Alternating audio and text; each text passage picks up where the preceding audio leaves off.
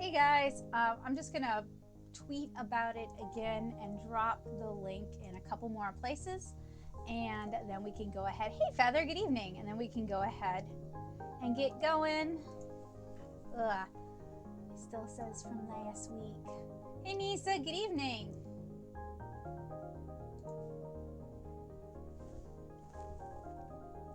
So this week we are resuming our Faber-Castell unboxing experimentation. Hopefully we can finish this week so we can resume normal power hour-y kind of things. Hey Catherine, good evening.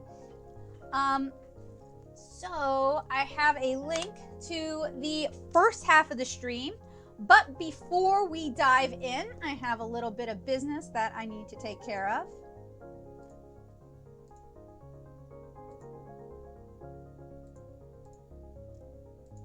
So, as Kino Kitsune mentioned, one of the ways you can help support what I'm doing over here on YouTube is by joining the Art Nerd community over on Patreon, and that's at patreon.com/nattosoup.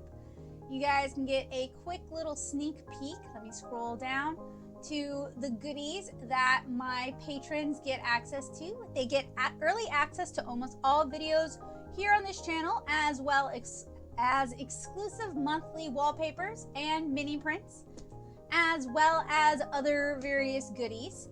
If you are not into commitment, if you're not into the idea of subscribing to that, you can always throw me a tip over on Ko-fi, and you can find that at ko-fi.com/nattosoup.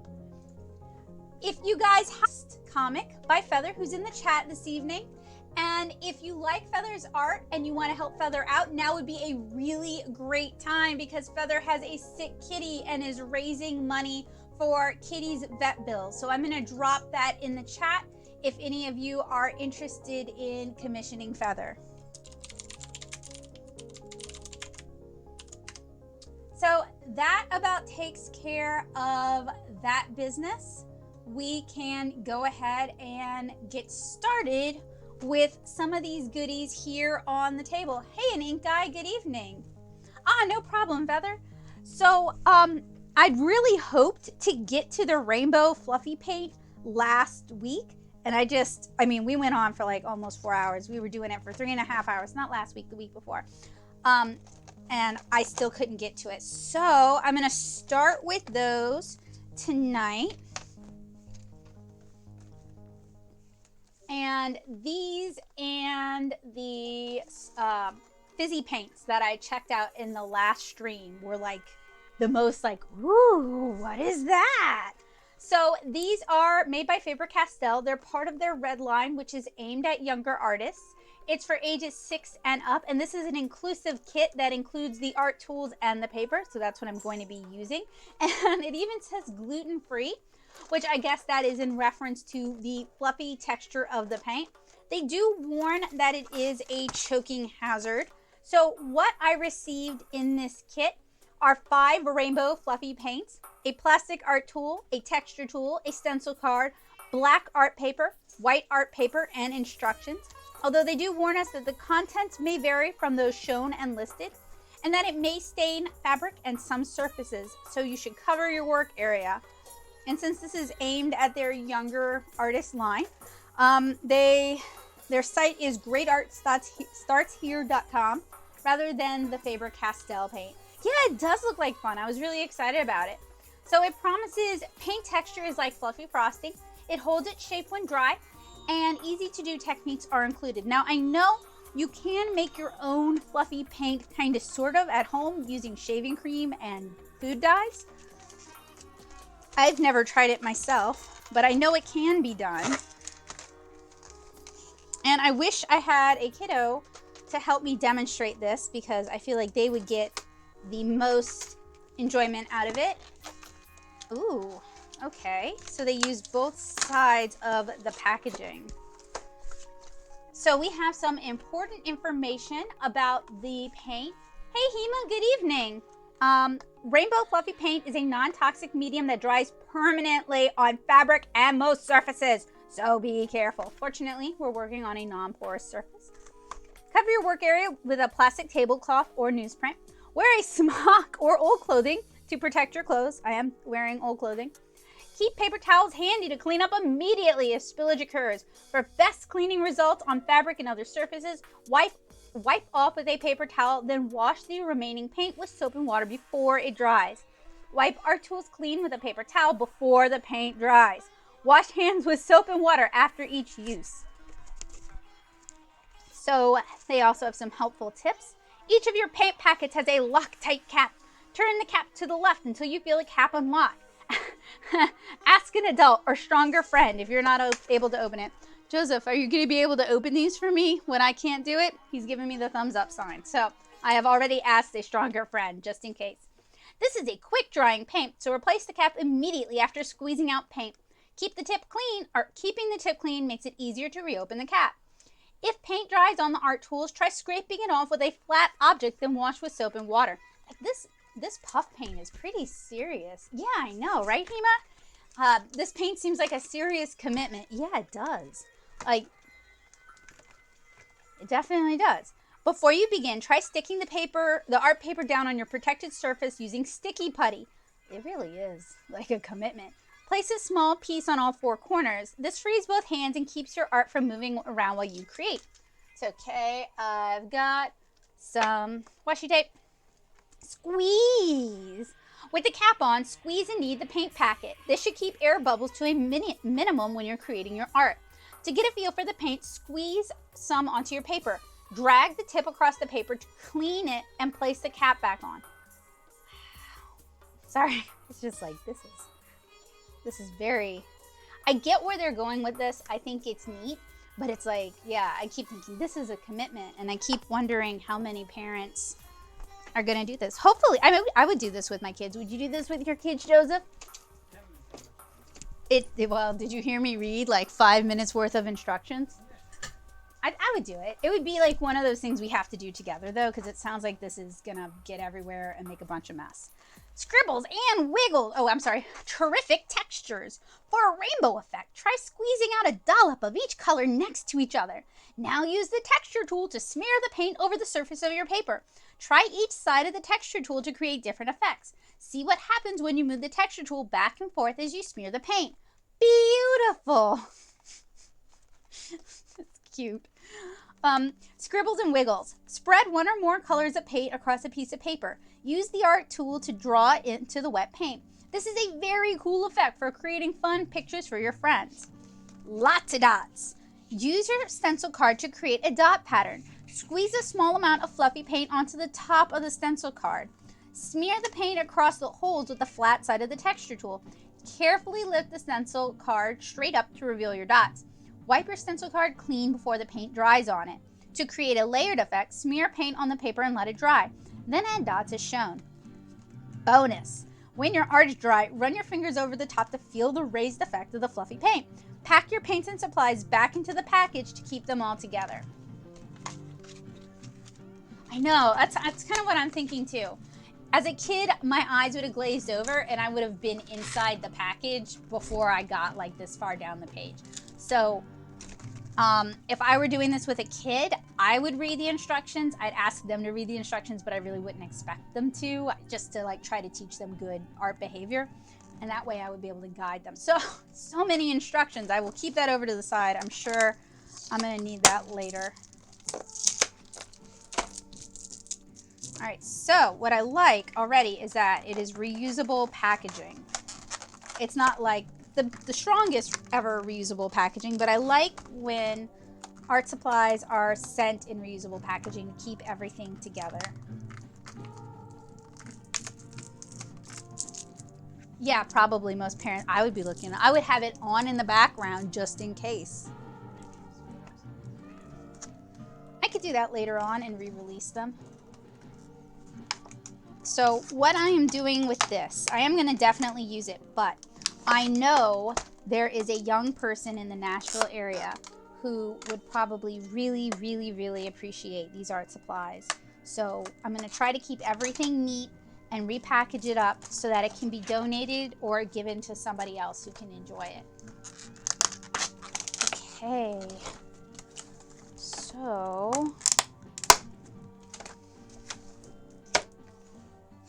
wow, okay, stay open please. We have, oh, and they're using their weird glue dots, which makes sense. This is our fluffy paint.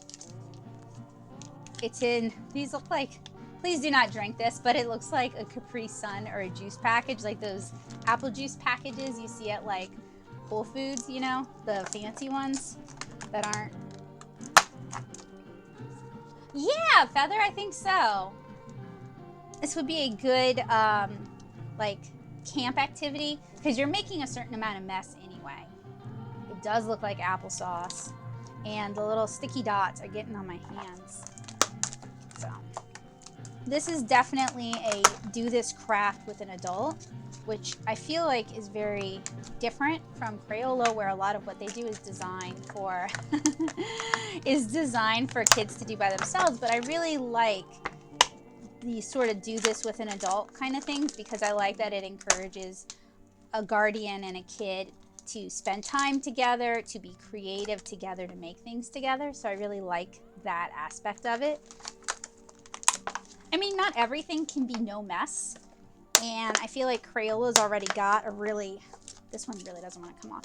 Crayola's really got a corner on the market for like, this will completely wash off. So to me, it's okay that Faber-Castell is making kid grade art supplies or younger person art supplies that are more like kinetic, more hands-on, and more messy. Okay, so there's a lot of glue dots.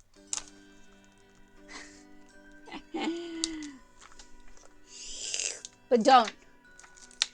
Just in case there's any young folks watching, please don't actually eat it. Just like with the fizzy paints, it got to the point where it was like Pop Rocks.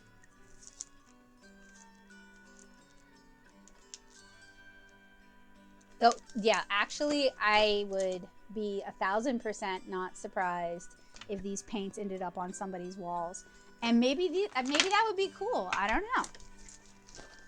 I've never had an opportunity to explore these. If you guys hear me yelp in pain, it's because Bowie has decided to be on my lap, and he does not care at all about what his claws do. And if you hear kitty cat grousing in the background, you know why. It is him. He just complains. Move that over to the side. Okay, so you heard him. He's like talking about me, huh?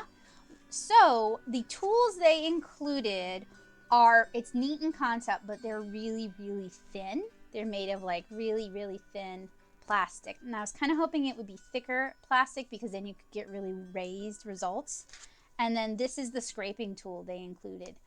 And then they also included another scraping tool. It looks like a bone folder. Maybe I can read now. I'm giving the whole set to somebody, so I got to include it, but it looks a lot like a bone folder. And then we have some art paper, and it's actually, okay, the white is heavier than the black. The white is about poster board. It might even be poster board. The black is a little bit heavier than drawing weight, but not super sturdy. So it'd be cool to see them include heavier papers because I have a feeling these paints get really thick. Okay, so they recommend we knead them a little bit. And then I have to read the instructions. Okay, turn the cap to the left until you feel the cap unlock. Come on, I'm a 33-year-old adult woman. I should be able to do this. I should not have to get Joseph to come. Joseph, can you come undo the caps for me on camera? I know I do. No, I'm trying another one here. You can do red. You turn it to the left until it unlocks. I read the instructions. I almost said destructions. Ah, okay. So this is what it looks like unlocked. So this is what it looks like not unlocked. So you want to turn it until you see a gap. And I'm a grown-up and I'm having trouble unlocking them on my own. So I would imagine most kids would have trouble unlocking them on their own.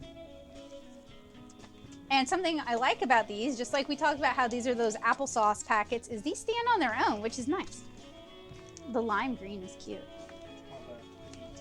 A pleat, you're right. No, it's called a gusset. Yeah, you're right. It's a gusset. So these are kind of neat. I wish I'd done this before you went to Chicago so you could give it to your nephews, because I think they would have loved it. It's very messy. Like, I can tell it's going to be messy. And what kid, very few kids don't like messy things. There's some who don't, but like most kids like messy things. All right, so we're gonna try doing the rainbow thing.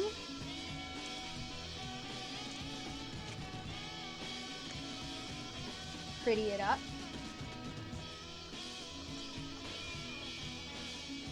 Oh yeah, it really looks like those applesauce packets. So parents, you should be familiar with these. Oh, Kino Kitsune, you should buy these for your niece. Oh! Okay, I did need it, but it like peeked out on me. That's okay. To me, that adds to the fun. And I gotta work fast, so that's gonna be a plorp. Yup. You ought to buy the fizzy ones too. The fizzy ones are much less messy, but they were a lot of fun. I guess I didn't need these enough because they're still farting on me. Ooh, they got a smell. They smell like temper paints. It smells like 3rd grade art classroom, which is a very nostalgic smell.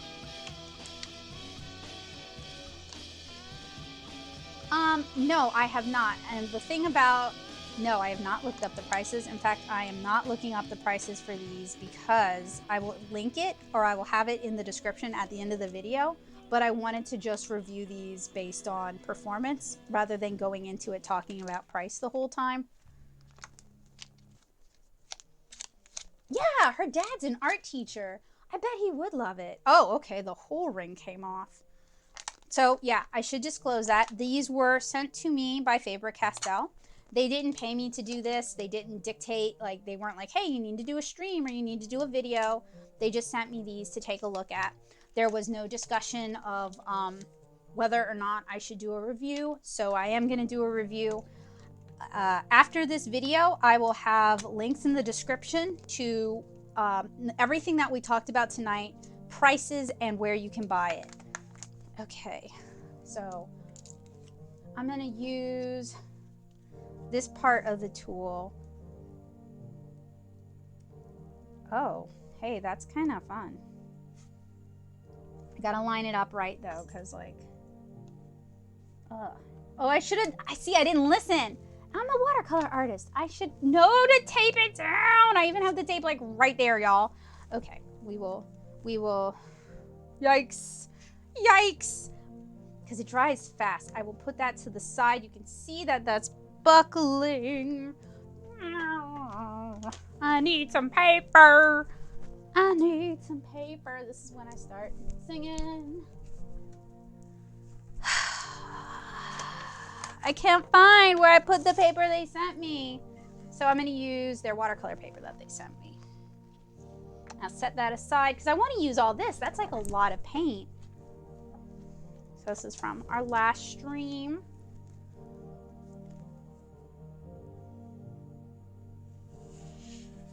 It is indeed fluffy paint. They were not joking. That's neat. It has, I'm not gonna get it on, I'm gonna try not to get it on my hands, but we all know I'm gonna get it on my hands. It has like a neat texture to it, but it smells like tempera. So if you don't like that tempera-tastic smell, you're not gonna like this. They did not say to use your fingers. I will try it because you have asked, but just because I'm trying it doesn't mean I think you guys shouldn't. Well, y'all are adults, but for those who are watching this later on, doesn't mean I think y'all should emulate it. So I'm gonna go clean this off because they say to clean it off immediately with soap and water. Do you want to try playing with them? It's like a no fail principle. Go away.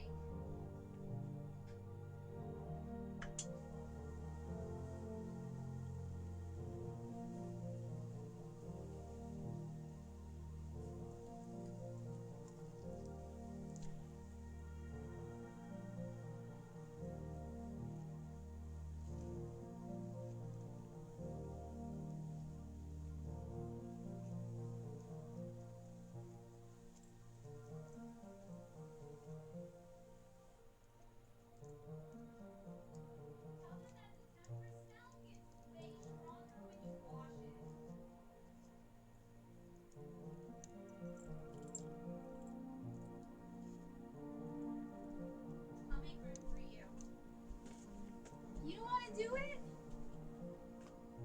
You don't want to make beautiful art?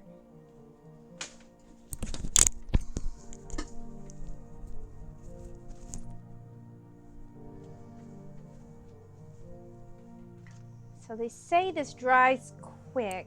You can see it makes this paper really floppy.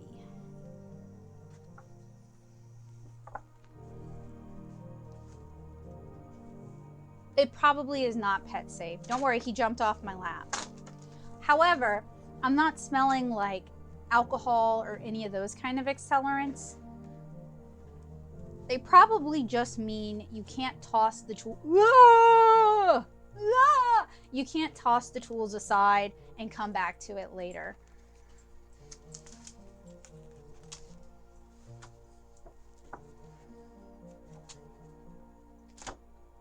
No, I never got any of those puffy paint packs that had a billion colors. That would have been like my jam as a kid.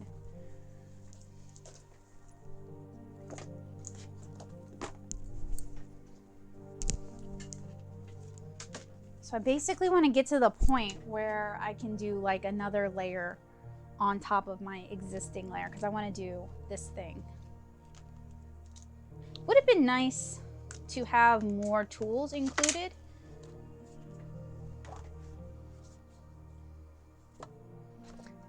So I don't know if we're supposed to use the slightly shiny smooth side or the unshiny smooth side.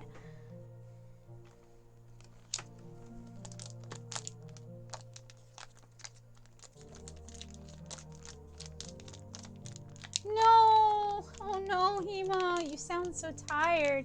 It's slightly raised off the page here. See where I did the, yeah, you can see it good actually. You can do it real thick too.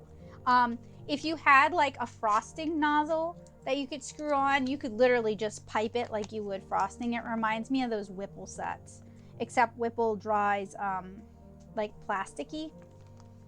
We'll see how this dries. Oh yeah, I'm supposed to spatula it off. I've got this tool too, which is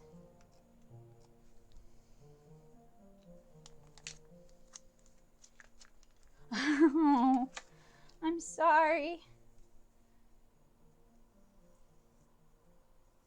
So it has the consistency of mousse, and I don't really think it's meant for like anything with details.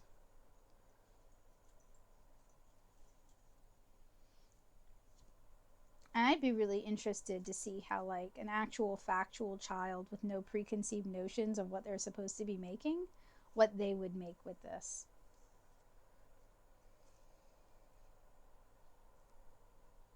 You could probably do some fun stamping into this.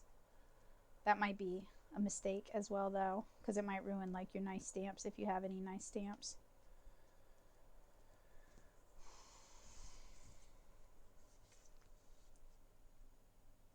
It's kind of like wet cake frosting, like in terms of consistency. I will say, if you are working in a small workspace, this is not, like, if you live in a small apartment with your kid, this is going to be a hard one to use. because it just seems to take up a lot of space, and then you need to set it aside. So I'm going to try to do a gradient thing. We'll see if I'm successful.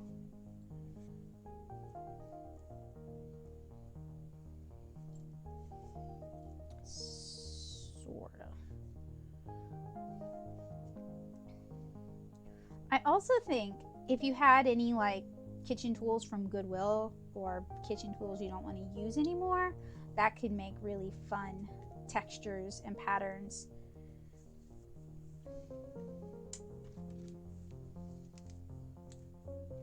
Yeah, I'll show you in a second. It was on the black paper too. So basically what it looked like they did was they covered the surface and then drew a dinosaur into it, which is pretty cute.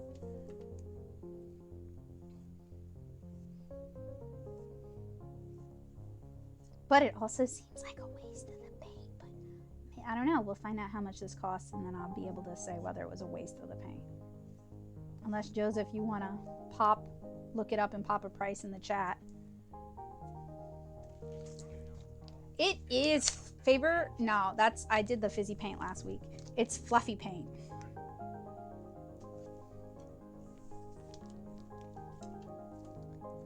Becca makes a huge mess paint.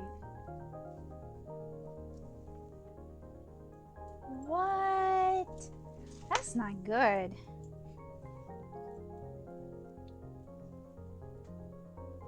You should probably take it in and see if they can fix it or if it's like a defective problem. That's awful though, I'm sorry.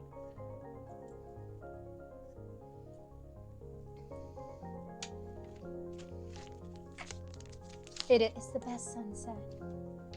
Oh, I could draw some clouds into it. And I haven't learned my lesson, not once, because I have not taped this down a single time. And if we were doing watercolor, I would have taped it down.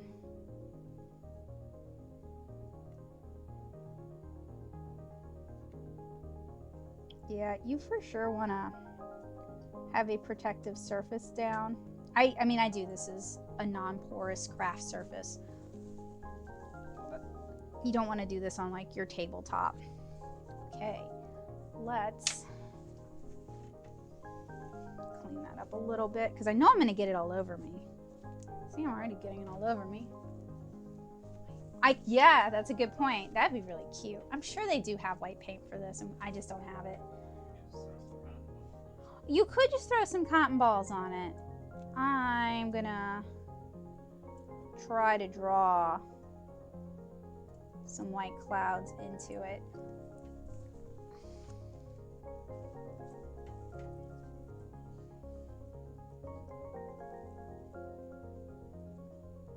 No. Oh dear. That did not work the way I thought it was gonna work. It did not work the way I saw it in my head.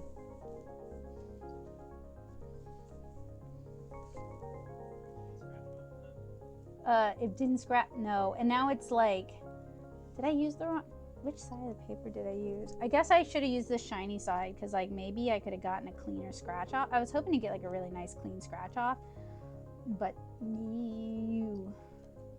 because it's already soaked into the paper. Oh, you know what? If you did this on like a coated paper, or like Yupo, you could probably do that. Yes, the sun.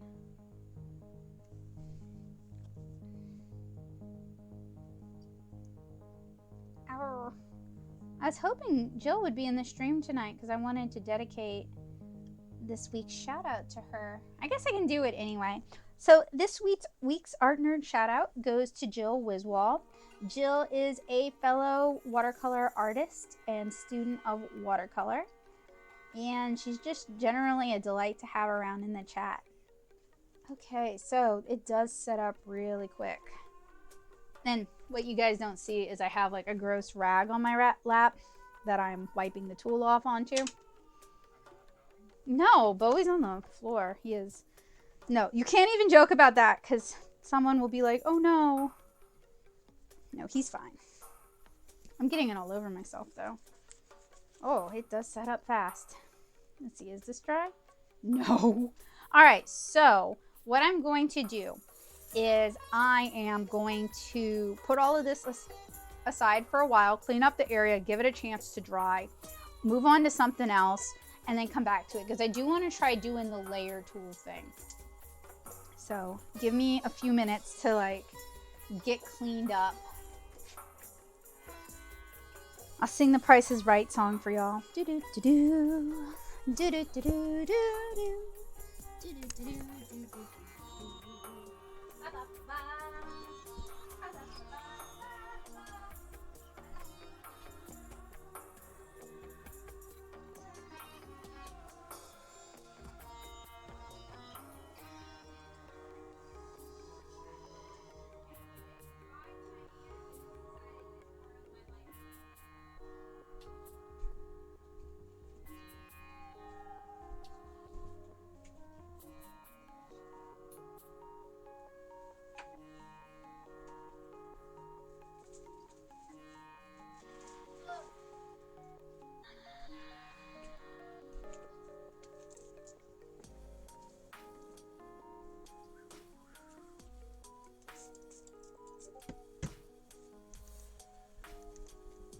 Rubbing alcohol does seem to take it off.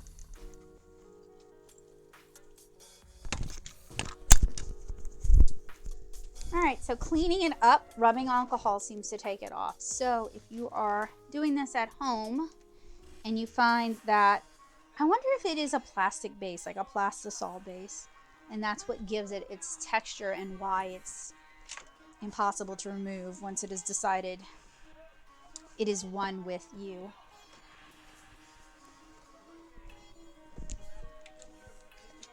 Cap these good. I will be coming back to them later, but I'm not going to use every color, so I want to make sure they don't dry out.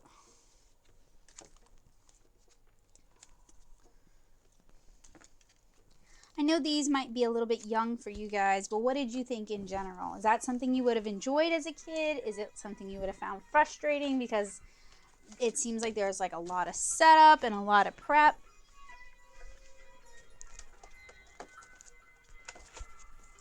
The sheets of paper they included in the kit, they seem kind of small. This seems like a craft that would work really well if you were doing it on like cardboard, something heavy and larger.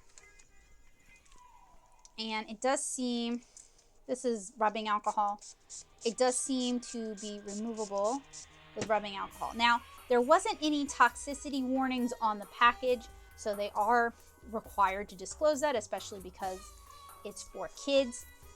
And it does say gluten-free. I don't know why. I've never encountered that, but I'm sure it is a real thing that affects people. I've just never encountered art supplies saying that they're gluten-free.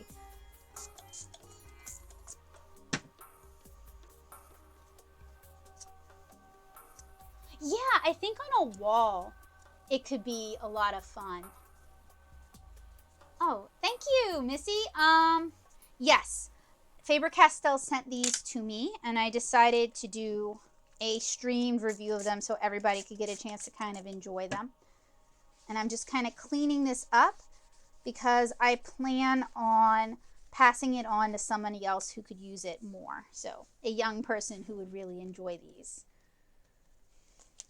And we're going to take a look at how well these layer later on after everything's had a chance to dry. They weren't joking about having cleaning supplies close at hand. Yeah, that's probably the case, Hema. Like even just touching it, or if it's wet, they might have an allergic reaction. I mean, I'd heard about a kid who was like severely allergic to peanuts, and he had an allergic reaction because a kid in his lunchroom, like not even a kid sitting near him, was having a peanut butter and jelly sandwich. Okay, so we took a look at the fluffy paint. Would you guys rather take a look at something else fun and silly, or would you prefer to take a look at something a little bit more serious? So in the last Faber-Castell stream, I had the opportunity to review their Creative Studio quality color pencils and watercolor pencils, and I really liked them both. So I'm actually really looking forward to seeing what else this particular line of products has.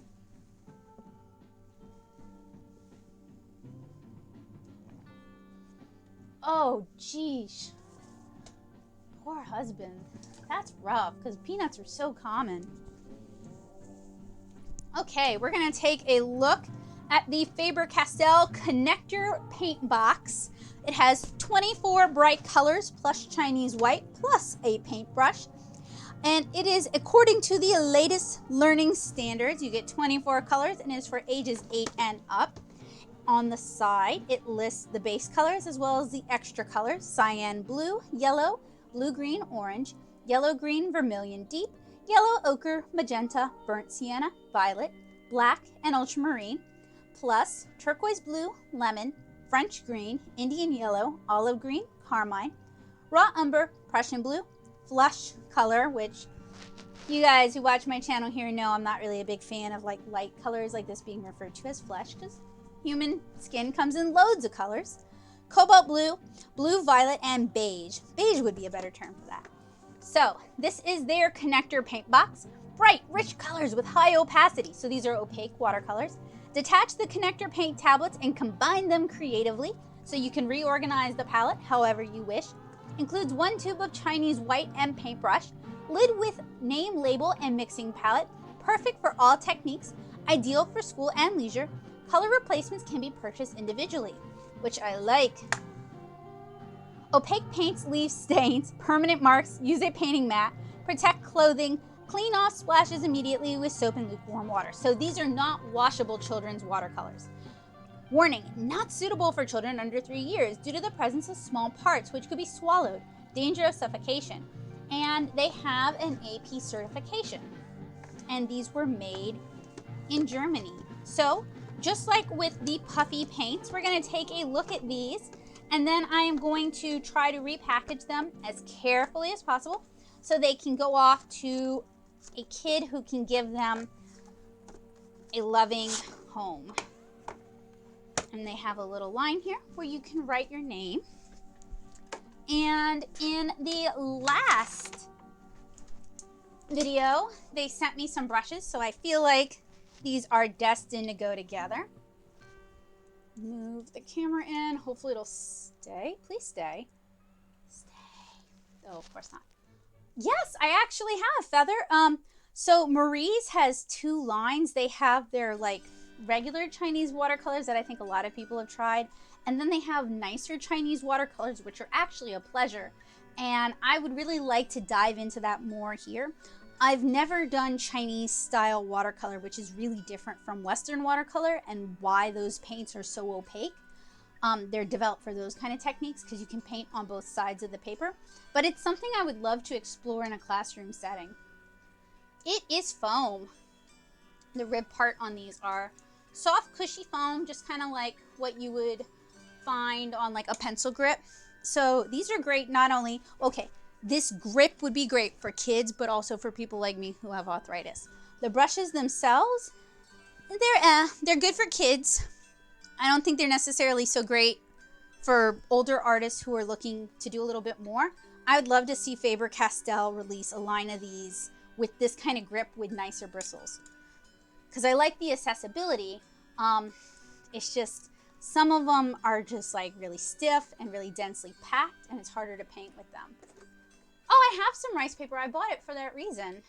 Okay, so this is such a nifty little set. It's got these like rubbery things to close it. So if you snap those, you will not be able to close it. And you can flip the lid and use this as a palette.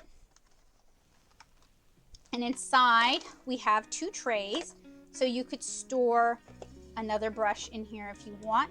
And we have, it looks like a duplicate of this red brush. So they've included one of these. And then, these are so neat. This is such a toy. Oh, okay. And then they have you guys can probably barely see it, but it's basically embossed onto the plastic, the color names that go where. So what I'm gonna do, just to like show you guys, is I'm gonna pop these out and then we're gonna swatch them. So these are cool for, it seems like for a few different reasons. You could basically make like a train track with these. Color train, choo-choo! Or you can reorganize the palette in colors of your preference. I also like that these are stacking. That's neat. Okay. So right now we have this cute wave formation. I bet we can get a circle out of this. The color name is not on the back of the tablet though, so that's kind of unfortunate, because if you're not familiar with the color names, you can't really match them. So if you get them out of order, you may not be able to put them back in order. Now the packaging has like a little color sample, but if you've tossed the packaging, you would not be able to necessarily match the colors with their names. And the colors are embossed in both English and German.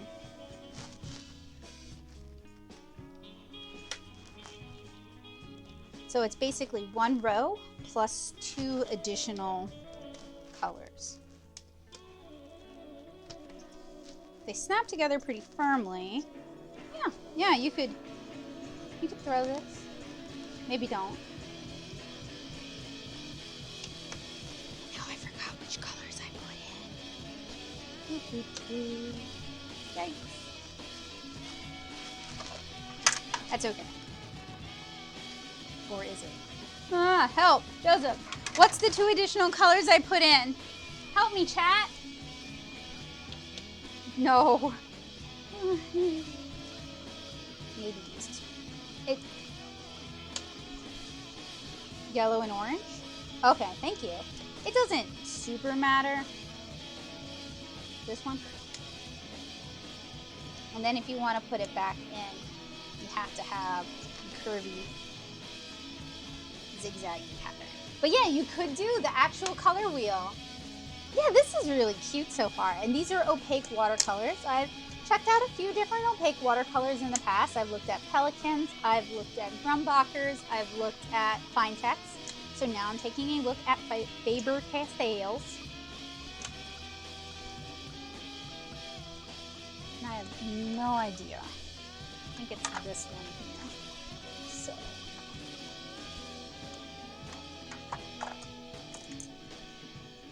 Cyan, blue, green, yellow, green. It's a little bit like Legos. Yellow ochre, burnt sienna, and oh wait, I did it the wrong way. But you can do it whatever way you want to do it. And black. Okay, so this did not come with any specific watercolor paper. Fortunately, Faber-Castell sent me some of their watercolor paper to try out. So I'll get this set up and we'll get to swatching. I'll use this nice big brush that they sent a while back, and they also sent a tube of white.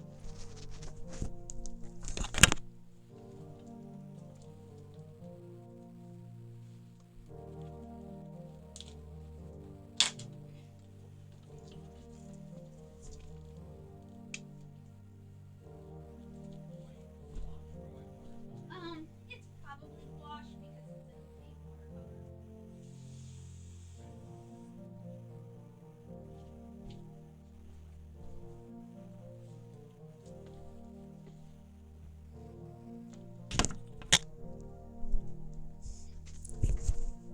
watercolor.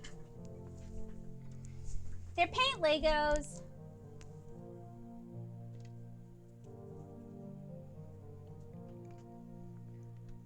I have a feeling these are definitely nicer than what most of us had available to us as a kid. Like even as a teenager, this would have been better than what I had access to, because I was using those the Kohinoor wheel sets. You guys know what I'm talking about? It's like stacking color wheels, and I thought those were, I paid $12 for that set, and I thought that was big money, and I thought that was pretty good.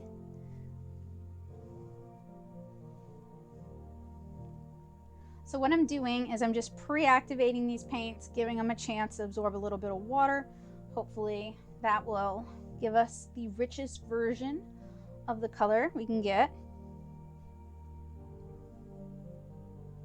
Yeah, I use those. Do you remember the brand name? It was like Basic 3. You can't remember? Yeah, I use that too. I do have a spray bottle. I just don't want to spray my whole table. I don't mind doing it like this. I mean, I know it's not fun to watch, but like, you know, when you're having an afternoon and you have like a cup of tea or hot chocolate or warm coffee and you're just kind of listening to relaxing music, or you're watching something like in the background on TV, you know, you end up getting into like a rhythm. Oh, baby.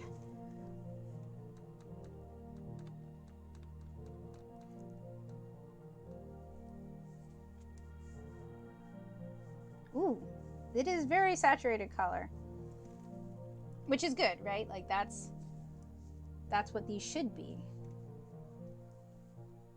I may hold on to these long enough just to do a field test and then rehome them, because the color is opaque, which is what they're supposed to be. I apologize because my camera desaturates it just a little bit. They're much brighter in reality than they are on camera, but so far very highly pigmented. They are probably full of optical brighteners, but they are being sold as opaque watercolors, so that's, you know, that's within reason. See, the purple's a little disappointing, but the pink's nice. Every color before was nice. I would like to see the color names on the actual pans themselves though, because if you're a kid, you're gonna reorganize, even an adult, you're gonna reorganize this set in your favorite colors so that it's convenient for you. And if you're reordering the colors, you're not necessarily gonna know what burnt sienna looks like.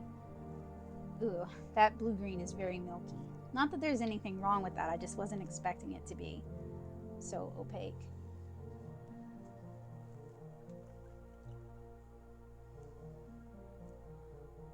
I'm jealous, Feather. That sounds awesome. You also live in a more metropolitan area though, so those kind of classes were available. I do think Luling had watercolor classes in their adult education, but I don't think the person who was teaching it allowed kids to take it.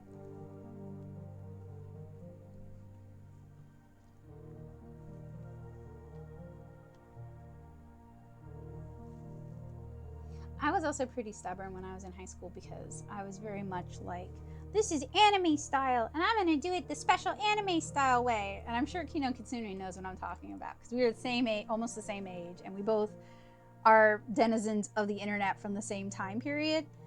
But I didn't have the common sense then to be like, oh, if I learn how to do watercolor, I can take what I learned from traditional watercolor and apply this to my style. And I didn't have any like art mentors. Well, I had Sarah, who desperately tried to instill some common sense in me, and I desperately resisted. But you know what I mean. Someone to speak ooh, that's a pretty blue. Someone to speak reason and be like, Becca, if you just learn regular watercolor, you can do whatever you want with it. Ooh, this is the flesh color, and I guess it's okay. We'll see how it dries. It went down kind of fluorescent. The camera is kinder to it.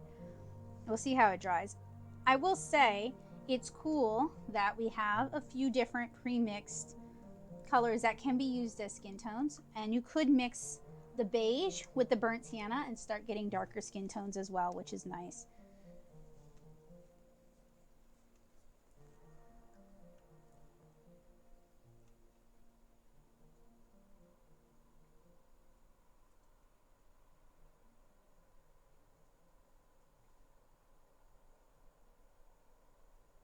I would like to visit Hong Kong, yeah. Yes, now is probably not the time to visit. Yes, for sure.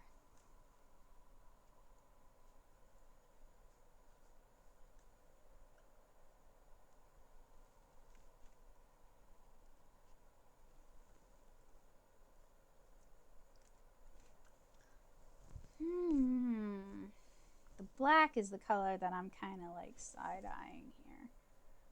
Everything else, and okay, this purple is a little bit glycerin-y too. Interesting. I would actually want traditional Chinese art supplies if we went to Hong Kong. Like, that would be what I would be excited about. And also hitting up y'all's Dollar Trees or / dollar stores. Or the equivalent of. Okay, let's try to mix a few different skin colors. So I'm going to start with beige just because it's easier to start with a lighter color and then darken it up a little bit.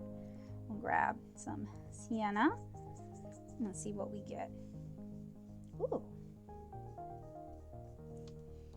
A little bit more. It's not bad. And then add a little bit of what looks like burnt umber. Okay, what if we want a really dark, a much darker skin tone? So we would do maybe burnt umber, burnt sienna, and maybe some black. Or maybe purple. Let's try some purple first. I'm gonna have to clean these pans off before I pass this along. Okay, all right. Let's do a little more purple.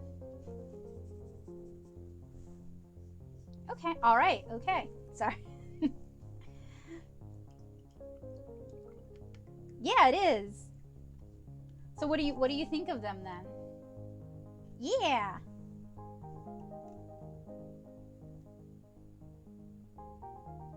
That's my big complaint with Crayola, is that I can't mix a variety of different skin tones. So it kind of limits, you know, the kind of people you can paint, which is really sad. What I like about this is that I was able to do a pretty wide array of skin tones. Let's try their flesh tone again. It's very yellow, which is fine. Mix in a little bit of beige. Okay, so you can start getting like almost like my skin tone. Then add a little bit of red, just a little bit. Ah, too much probably, that's okay. Okay, so yeah, we can actually paint a nice range of skin tones with this set. Yeah, it is really warm. Like, it keeps, I keep hoping it's gonna dry lighter, and it's just drying darker. In fact, it's much darker than what the camera's showing. Like, when I first put it down and it was very yellow, I was like, okay, there's people with that kind of, with that color. But it's getting to the point where I'm like, I don't know about that. That's starting to look like Cheeto skin color there. Okay, so I like these enough that I'm gonna do a field test before I pass them on to their home. But so far they're pretty good. I wasn't like outright like, these are terrible, which y'all know I would say if I felt that.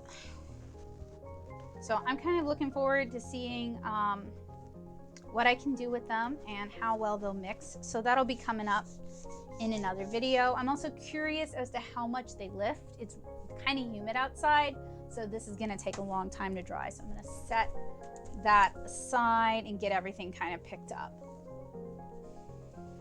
Let me test the dangerous fluffy paint. Okay, it's under a vent and it's starting to dry. I bet the areas where the fluffy paint is really thick, like that little knob right there, it's gonna take forever to dry. But under a vent, it's drying a little bit faster. It's still taking a while. It's not as fast drying as I thought it would be. For some reason, the packaging promising fast drying like 6 times, I was like, oh, okay, I guess I need to work super fast.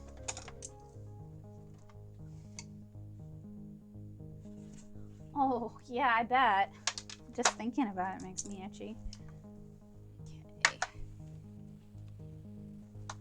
pop these back in to the set. I'm interested to see how available the refills are, but I like that they have refills because that makes it really useful in a class setting.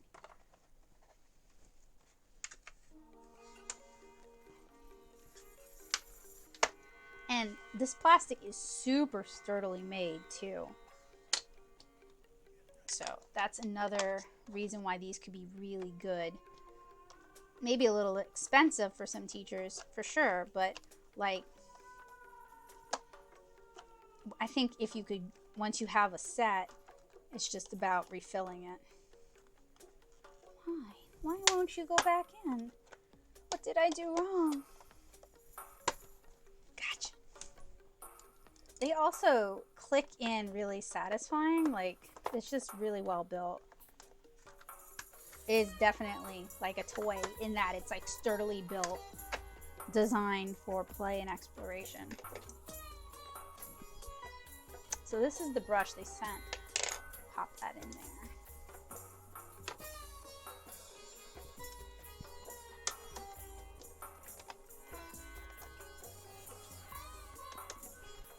And then we use the tabs and just pull them. And this is what the water looks like chocolate milk. Yeah, I could see this one being good for group work because you can kind of reparcel out the colors too. And the mixing area is in the lid, but it's only like 1, 2, 3, 4, wait, 5 total wells, and then the rest is just kind of like an open mixing palette. Okay, so we took a look at something fun. Let's take a look at the soft pastels.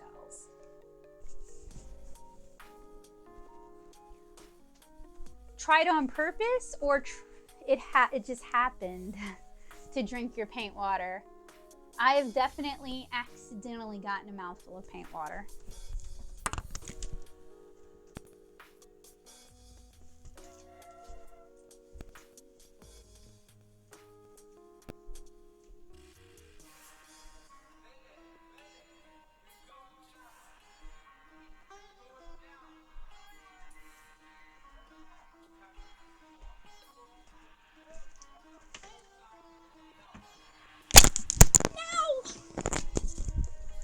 Sorry about that. Okay, so next we are taking a look. Actually, we're going to do a twofer. We're going to, no, don't drink your ink, please.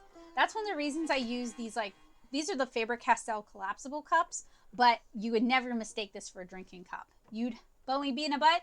No, I drop stuff. I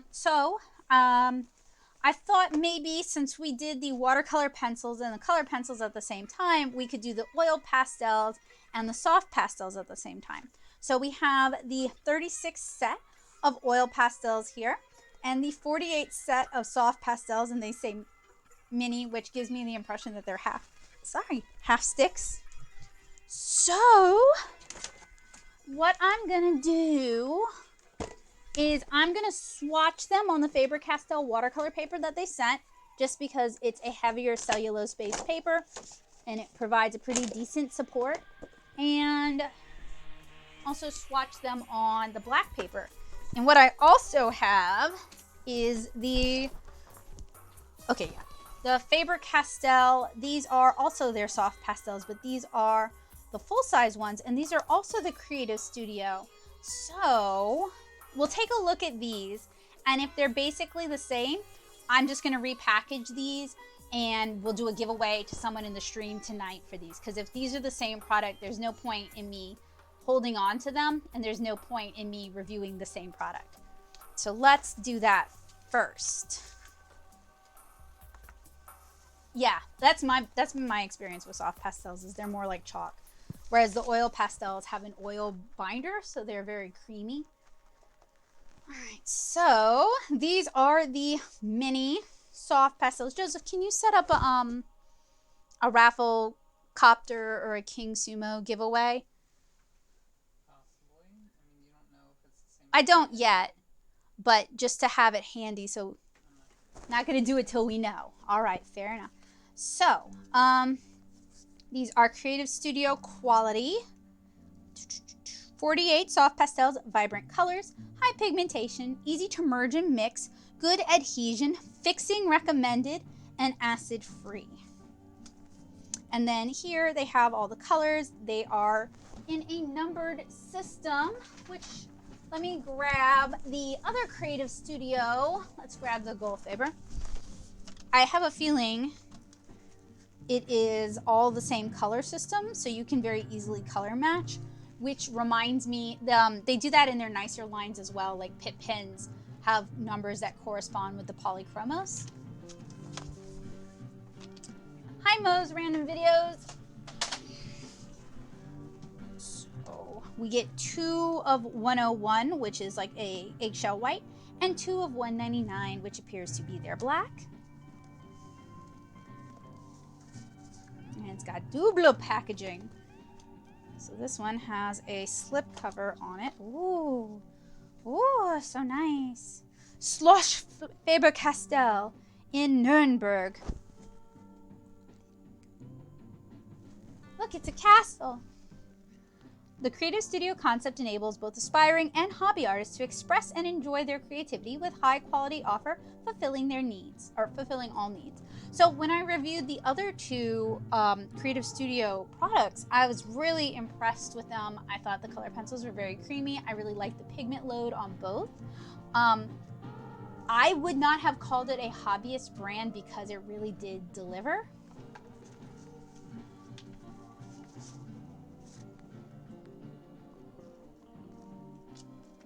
And there is a little booklet here written in several languages. Let's find English because that is sadly the only one I can read. Founded in 1761, Faber-Castell is one of the world's oldest industrial companies and has been run by the same family for 8 generations. Today, the company is present in more than 120 countries. Almost said companies, sorry. Faber-Castell has its own production facilities in 9 countries and distribution companies in 23 countries around the world. Faber-Castell is the world's largest manufacturer of wood case pencils, producing over 2 billion graphite and colored pencils a year. The company secures its leading position on the global market with a tradition of commitment to the highest quality and a wide range of innovative products. And then the Creative Studio concept enables both aspiring and hobby artists to express and enjoy their creativity with a high-quality offer fulfilling all needs. That's what the box said. I always like the paperwork that comes with art supplies. So we have the color range here. It has the numbers and then it has the actual colors written out, which I appreciate. And it says what's available in the standard line and then what's available in the mini line.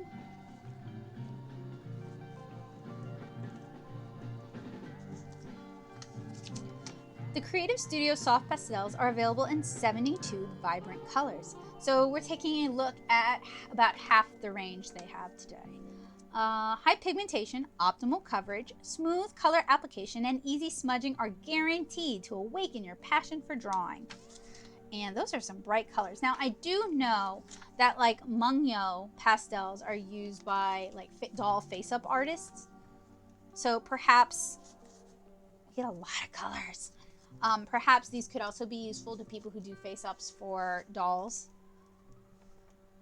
Discover whether you prefer smudging the colors with your finger, the wiper, a brush, or cloth. Create flowing color graduations by smudging light to dark. Fix lightly to protect the loose pigment. Fix between coats with a template if you like to apply more color. Indispensable. Wow, they have so many like tips and tricks. I don't think I have a kneaded pastel though. Well, this is designed for people who are interested in learning how to do a new product or a new technique. So I like that they include ideas. So like you could go online and look up to learn more. Like they talk about scraping color and smudging it on and lifting it with a kneaded eraser. Indispensable, the art eraser. You can use it to correct, remove color pigment over an area and highlight specific areas in the picture. Want to color large areas? Use a cutter to shave pigment directly onto the paper and smudge it. Or use the pigment shavings to create structures. Picture elements like stones, paths, or sandy areas. Hey Maddie, good evening. And I am part of the club that is not good at pastels. So this is the 48 color set. Love the color range. It's beautiful.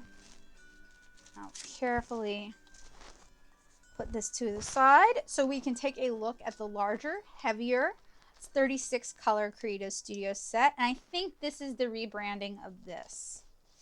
So this has a slip case.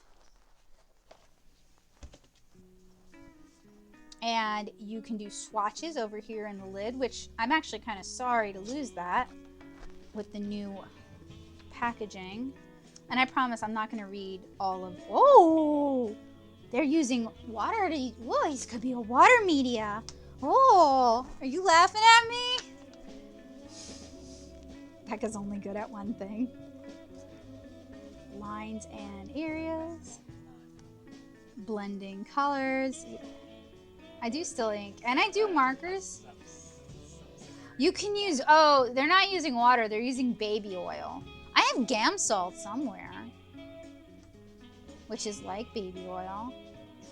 Corrections. So it's a lot of the same information, but in English and just kind of rebranded between the sets. So what's different about this set is this set comes wrapped.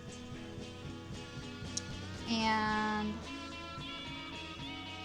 I'm not super sure if there are a lot of other differences. I'm gonna check for you guys, because if I can gift this set to someone who can use it and enjoy it, I'd rather pass it along than like hoard it, you know?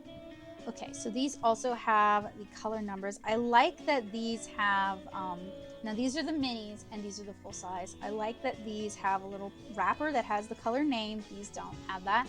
And it also can kind of help keep your hands clean. These are so small and cute. So what I'm basically looking is, it seems like, yeah, it does seem like these are just an older version. So what I might do is I might just swatch two of this, like one from each set, not all of them, but like one or two from this set, one or two from this set, just to see if it is the same product, and then we can decide. So I'm going to swatch it on watercolor paper. It doesn't have a lot of teeth, I know, and it is the Faber-Castell watercolor paper. Okay, so I'm gonna do, see, these don't have the color names on them, so I have to keep this handy for my own reference. Let's do 103 and 103, so that's this absolutely tiny, and it is very chalk-like, and it is very dusty. I don't know if you guys can see that. Not too dusty on my hands though. And then 103 with this. Yeah, I think they are the same product. Okay, let's do another one. I want something darker, more saturated. So let's see, do I have 126 in this set? I do. So now I gotta figure out where 126 is, unfortunately, because it's not labeled. So we have two 101s, 103, 104, 205, 107, 108, 109, 113. What number did I say? 126, sorry. So we're on 113, 121, 124, 126.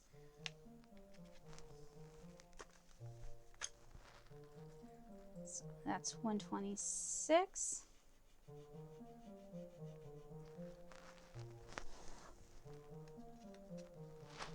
You might want to work with a respirator just because these are very dusty.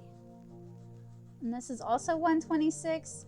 This one's more of a lipstick red than the other one, but you do get batch variations. Okay, let's try. Do we have 197 in here? Maybe not.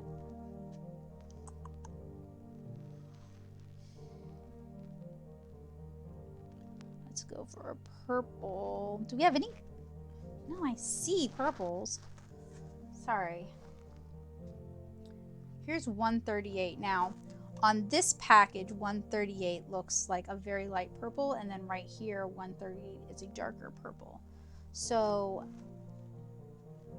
this was 126. This is 226, 119, 128, 123, 194, 138 is this little purple one right here.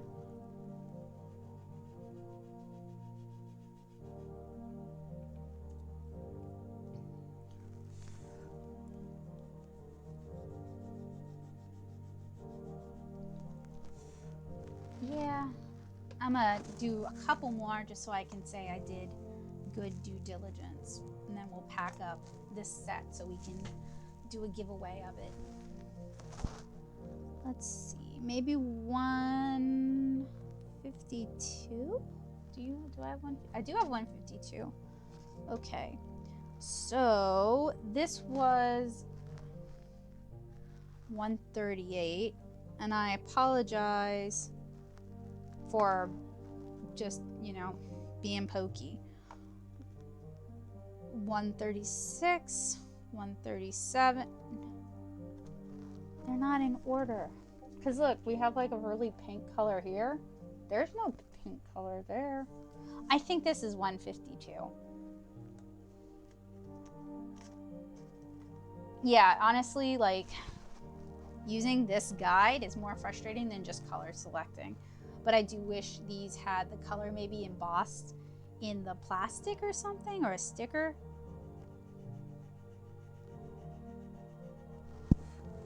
And they are super duper dusty. And then this is 152 as well. I mean, they handle basically the same. I think it's just a rebranding. Let's do 166. No, I don't have it. I have 168, which I don't have over here. I wanted to do a green. What green do I have? Don't have the same green. I have 171. That might be the closest we get, and that is right before the brown.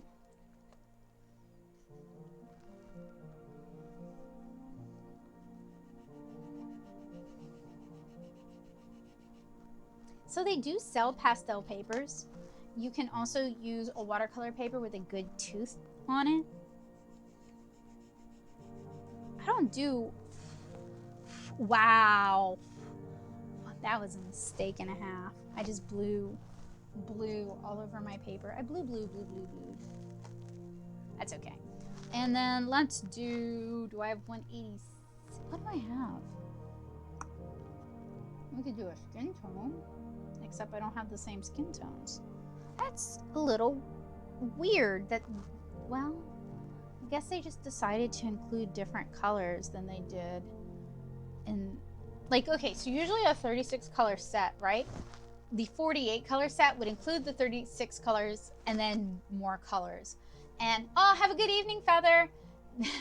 These are different than these. So that's part of the reason I'm also kind of like, huh? We'll do 280 because 280 is in both sets. Somewhere.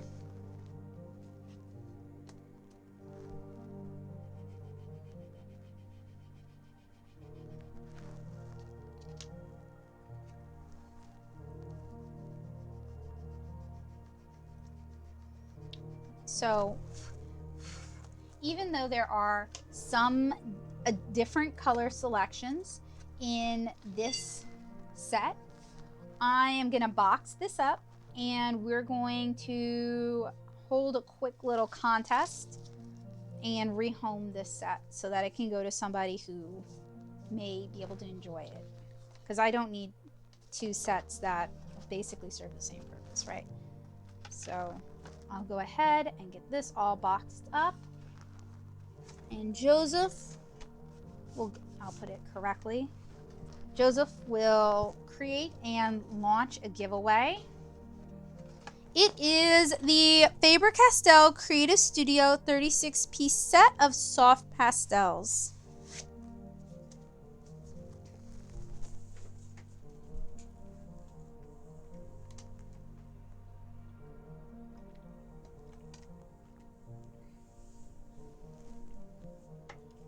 Right there. And I'm sure they sent it to me because it's the full-size pastels, which makes sense, but I'm not a huge pastel user, so hopefully someone will love it. So we're going to take a look now at the same thing, 48 colors, and the Faber-Castell 36 oil pastel set. And both of them are in the Creative Studio quality line. Okay.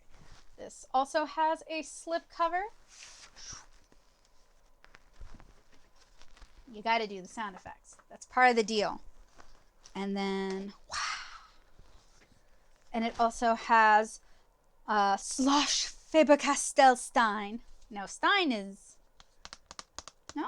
It's Stein near Nuremberg, Germany. Sorry. My German is really bad.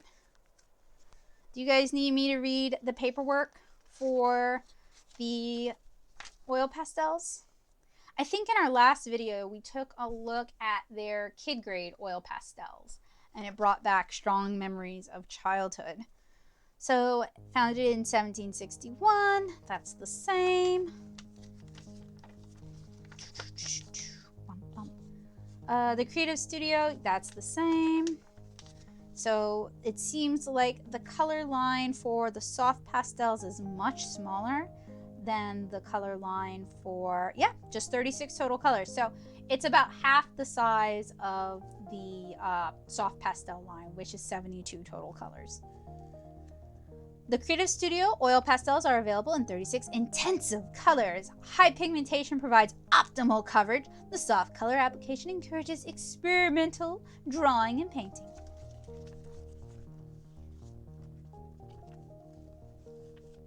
Oh, nice. And let's see, creative work can provide an oasis of calm in a hectic everyday life. Our intense color oil pastels invite you to experiment on paper, canvas, or wood. Develop your own personal style by varying line thicknesses, angle of the crayon, and pressure. Try out new techniques from drawing to spreading. Layer colors in different orders and densities and mix a wide range of color nuances. You will be fascinated by techniques like smudging, scratching, or shaving. Be inventive. Simple techniques will help you succeed quickly. With a sgraffito, you apply a dark color over a light color, then scratch lines or structures out of the dark top coat. A great effect. Baby oil so you could use baby oil with the soft pastels as well as with the oil pastels. Transforms applied color into watercolor-like areas that beg to be worked on further. With a combination of waterproof oil pastels and watercolors, you can create great mixed media pictures. Can't even talk.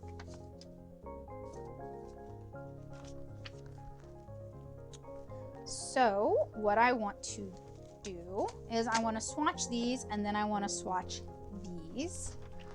So draw a line here to designate.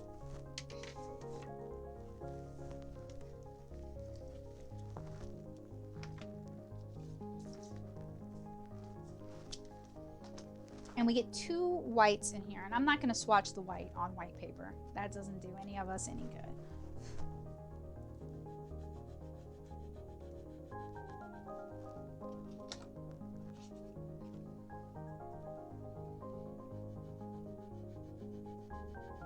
And these little minis are very cute, but they are very dusty.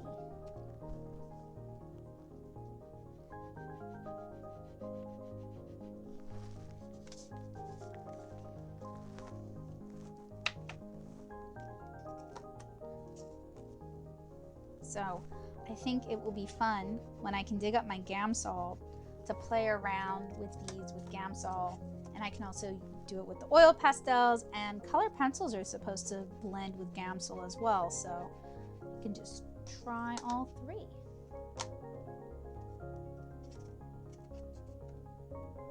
Yeah, really though, scratchy.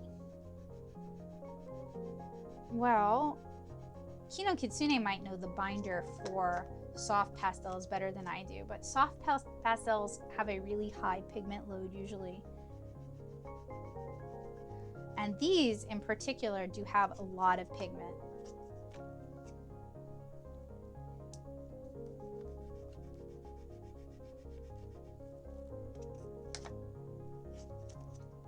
Now, the teeny tininess of it, it does make it a little bit harder to use. If you have arthritis, you may struggle with these. I have arthritis, so it can happen even if you're younger. Ah! They are very, very dusty. So if you're going to use these, I do recommend you work with a fixative and you remove excess dust. That way you don't end up with like a sad surprise. I bet they do have pastel. That would not surprise me. Or you could even maybe use a chalk holder. That is good thinking though.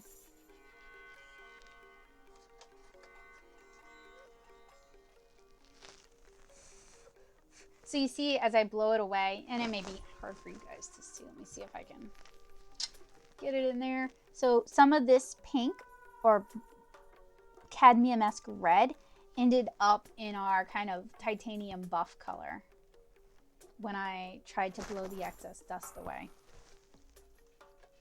So you do want to be aware of possible color pollution when you're working with these.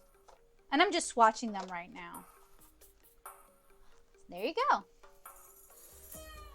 And you sure can, yeah. You can use, in fact, Faber-Castell makes pastel pencils. I have a few of them.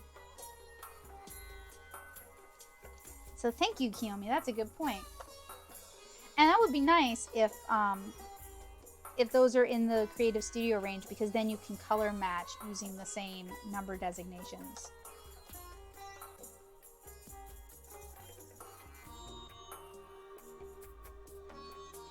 Pastel colors or color pastels?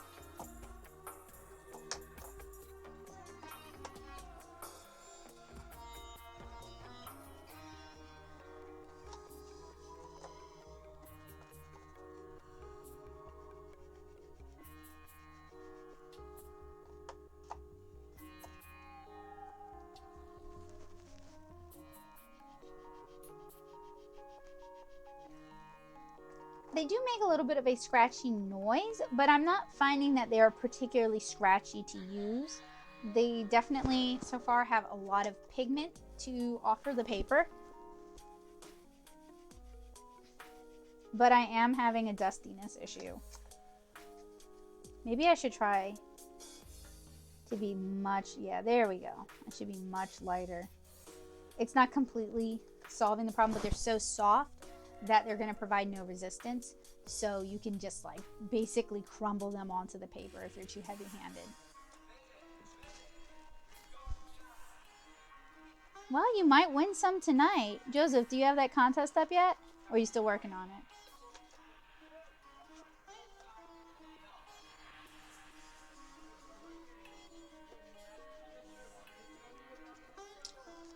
Let's keep it pretty simple. They can just tweet about watching the stream.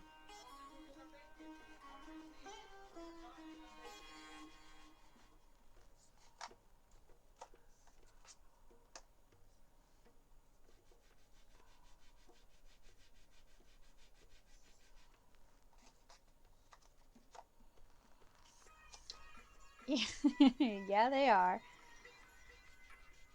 So I'm not a pastels kind of person because I know it's antithetical for an artist, but I don't like getting my hands dirty because it tends to get everywhere.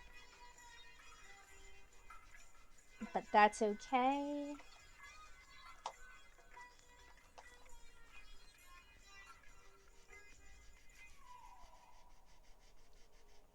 And also, I am not the person, I am not the channel to talk to you guys about using pastels because I don't use them a whole lot. So after I finish testing with these, I will probably pass them on to somebody who can make good use of them and who will enjoy them more. Blues Clues, Blues Clues, Blues Clues. Found the first paw print. Now what do we do?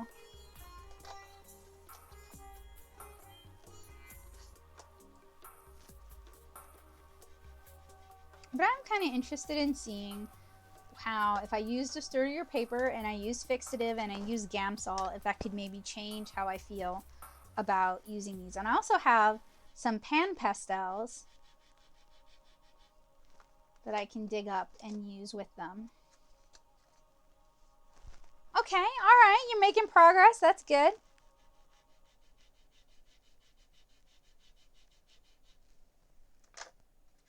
So maybe what I need to do between now, tonight, and when I come back and talk about these again is watch a bunch of videos here on YouTube, see what other people are doing, and try to learn some new skills.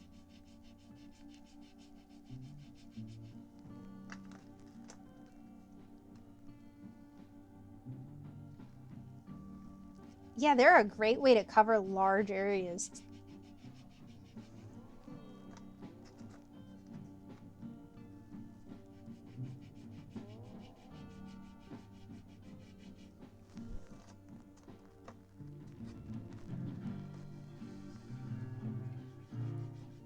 Oh, no. My hands are filthy. Maybe just something about, oh, okay. A little bit of color pollution there. Maybe just something about enjoying Netto Soup's Power Hour live stream over on YouTube. Trying to win a set of 36 Faber-Castell soft pastel. Yeah, soft pastels. Trying to get that giveaway set up for you guys. What happened? I can try it. I have not heard of Pastel Matte. I gotta look into that.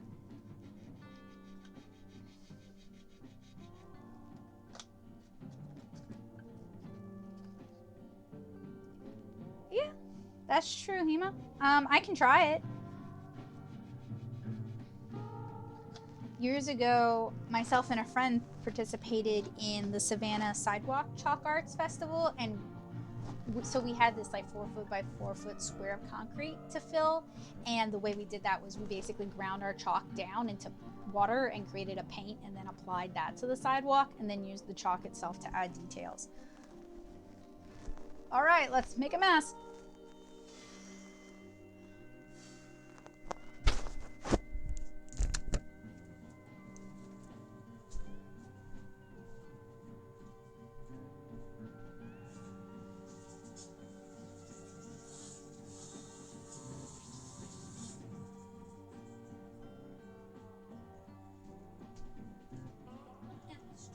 Pastels on my hands, y'all.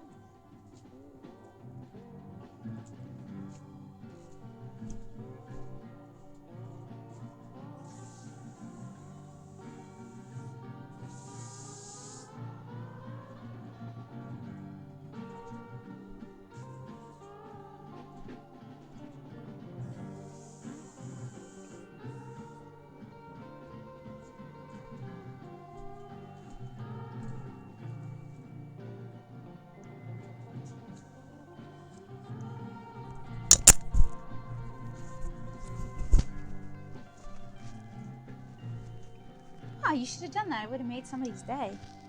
Okay, so Nemo wanted to know if these will react to water. And since water is easier for me to get a hold of right now than my Gamsol or some baby oil, I'll try it. So, using the Faber-Castell brush with some water, you can actually paint with it, yeah. Now, I don't know if it'll just flake off the paper afterwards, but yeah, you can definitely use this. That's better than, honestly, some watercolor crayons I've used. So that is a thing. That's cool. Learned a thing today. Please. You can share it to my Facebook too. So Joseph's going to have a link for you guys to enter to win the 36 full size, not the mini, the full size ones we looked at a little while ago. that's set in a couple of minutes.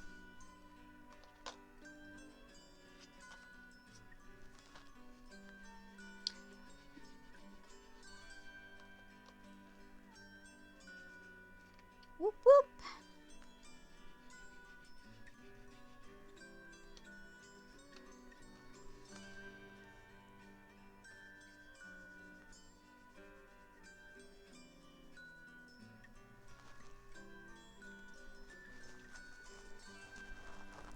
Blues clues, blues clues, blues clues. Found the second paw print. Now what do? We put it in our notebook. And I'll try blending them with water as well because we got it handy and why not? Now, since the oil pastels we're going to be checking out in a minute have an oil base, I don't think they're going to be as water reactive, but I will try it if you guys want to see it.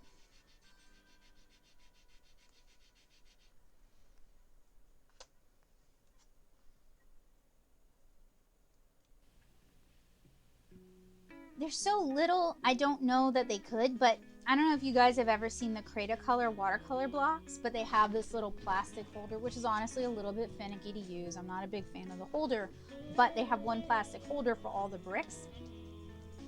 And that could work with these, or just like a little bit of wax paper. Or I can just grow up and not be afraid of getting my hands dirty.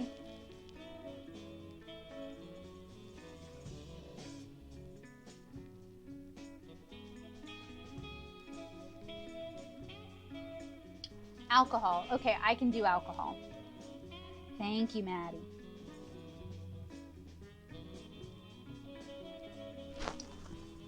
Okay, so since I'm not a big pastel person, I can't really speak to these too much. They are fairly soft, they are fairly buttery, maybe a little bit crumbly. None of them cracked, none of them broke. The pigment load is really nice, and they are color coordinated to go with the other Creative Studio line. So I could definitely see, I would say these are entering artist quality territory. Of course, the price point is really going to be what does it.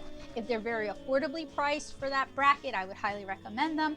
If they're kind of expensive for that bracket compared to other professional pastels or other Faber-Castell professional pastels, maybe not so much.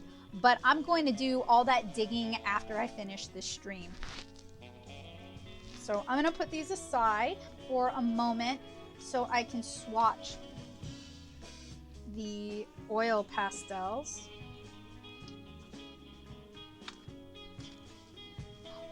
So I tried, sorry, cannot think. I activated this with water to try and tamp down some of the dust for the same reason, because with this one over here, I basically just worked the dust into the water. What you could do is you could maybe scrape some off and then use that as like watercolor, or yeah, just try to tamp down the dust and maybe spritzer it first.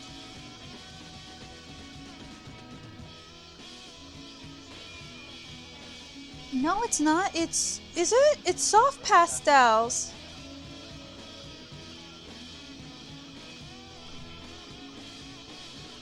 They may be clearancing those, and that's why, because it's the old packaging for the sorry, Joseph's having a hard time finding the packaging on the soft pastels that we're giving away. So I think they're probably clearancing that out and switching it out for the new packaging, which is why you couldn't find it.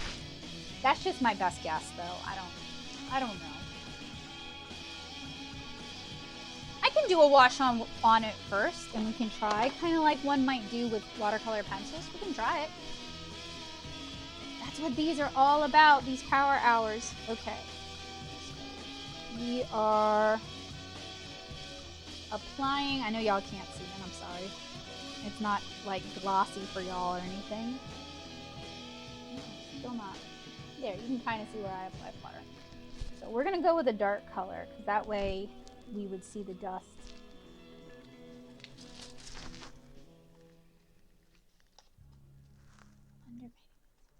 These are students. Thank you, Kiyomi.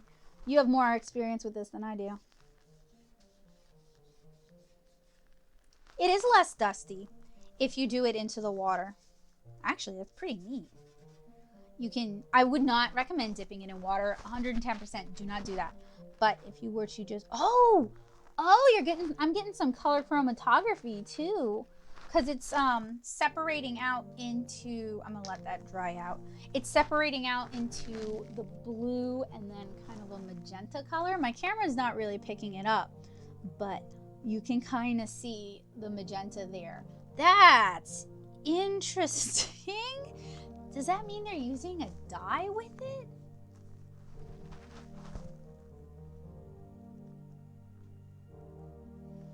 I can take a picture of it too, and maybe that'll show up a little bit better. Because when we were doing the fizzing, I needed magnification.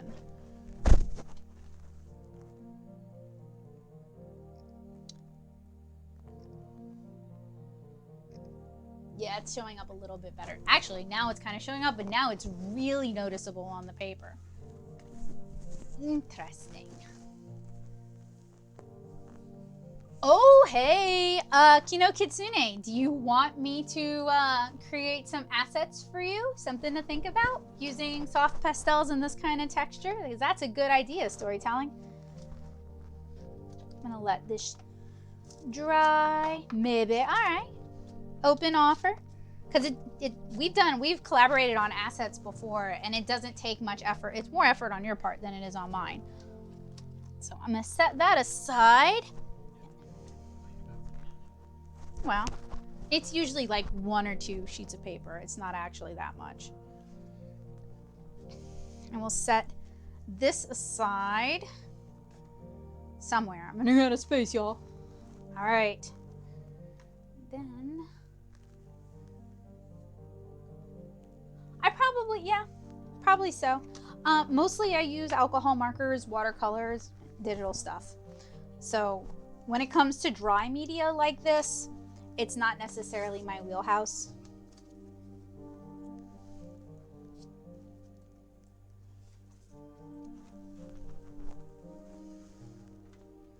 No, I'm not really a big oil pastel person either. I'm open to trying new things, but it's not the thing I normally go for myself. Oh, okay. These are much creamier than the kids' ones they sent me. Joseph, do you think you could do me a favor? Okay. I was gonna ask you to go grab the kids' ones from downstairs, but I can go grab them. Now, I'm having difficulty getting them out of the packaging. They are just really closely packed.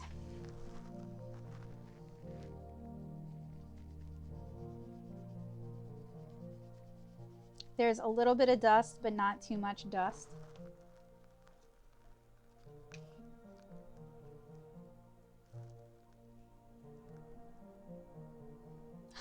It is like sensory hell. What do you mean? With more stuff or a bigger deal? Well, what's the deadline you have on it? Oh, dang. No, let's keep it the way it is. I have other things that I'm going to be giving away from this at some point anyway. So I'd rather it go to a good home and it makes somebody else happy than it sit around here.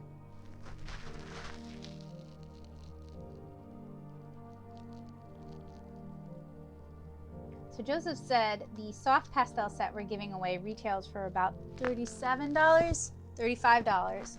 So get on that if you want to try it.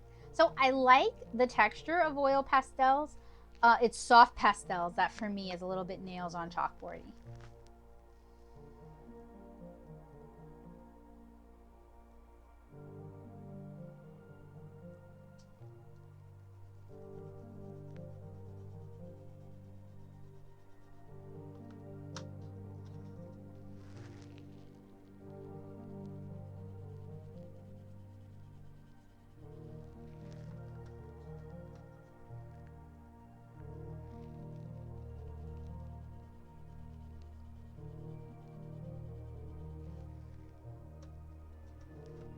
Ooh, some of these pinks are really pretty.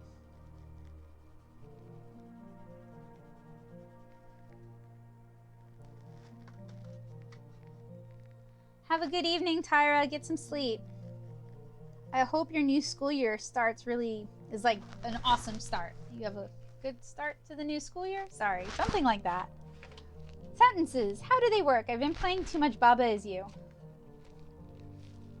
Yeah, it's a little hard to get these out of the package, but I guess that prevents them from getting damaged.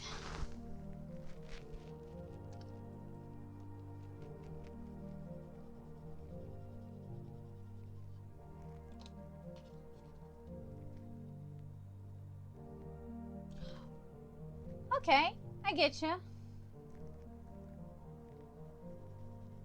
See, the way I work with color is usually through very thin translucent layers, like if I'm doing markers or if I'm doing watercolor, or even the way I do digital art. So while I respect the medium and I respect people who are good at the medium, I'm not good at oils, I'm not good at acrylics, I'm not necessarily good at oil pastels, I'm not good at soft pastels. Anything that requires an opaque, like a lot of opaque elements, is my brain just has a hard time thinking like that.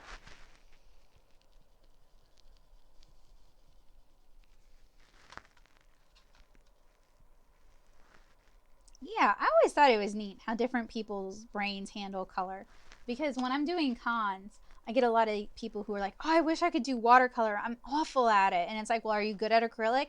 Yeah, I'm great at acrylic. That could be why. And then there's people who are good at both, you know? Multi-talented jerks. Just kidding.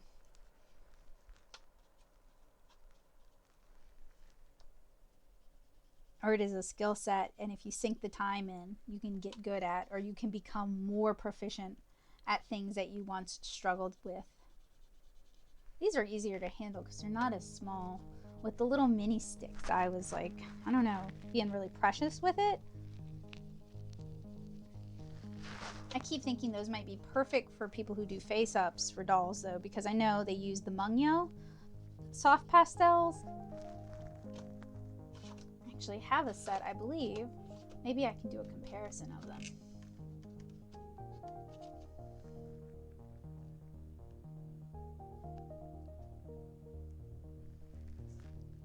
See, that could be it. Storytelling.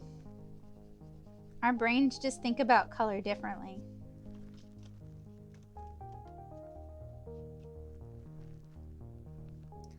Are you taking the opaque versus transparent challenge, Maddie? Ooh, that's a pretty color.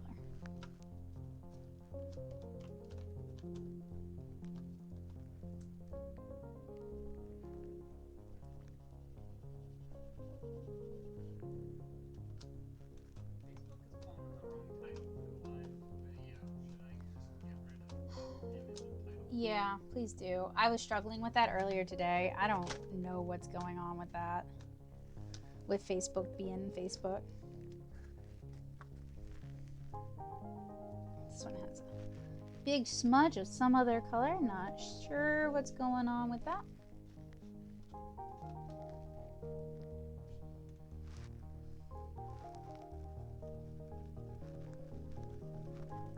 You might enjoy Chinese style watercolor then, because that's really, there's a lot of opaque and transparent interplay. That's something I would like to spend more time learning, but I'd like to learn it from somebody who can teach me rather than like School of Internet. Just because it's such a broad topic and there's so much, it's so involved, I think I would learn better with like an actual teacher and with like formal class structure.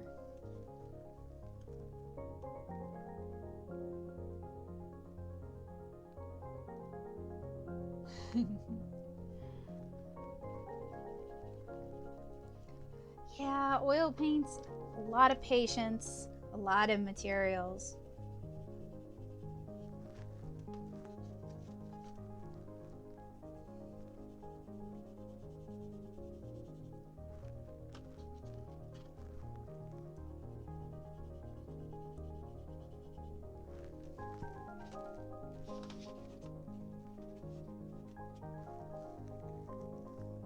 do, well, I don't record videos of my classes anymore because I never figured out a good structure for recording where you could actually see what I was doing and hearing it.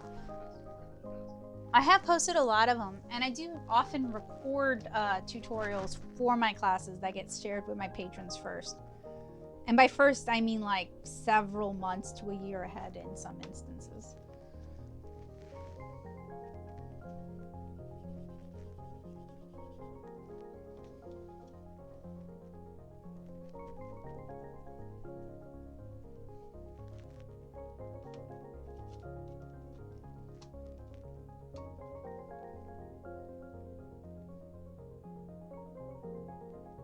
Hey man, I've seen lots of people do that.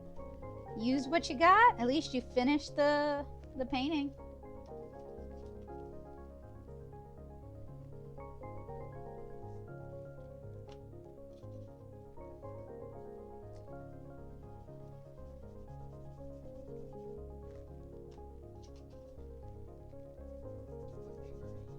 The watercolor paper they sent, just because it provides some structure.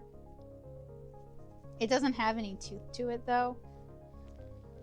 So for the chalky pastels, the soft pastels, there's just nothing for it to adhere to really.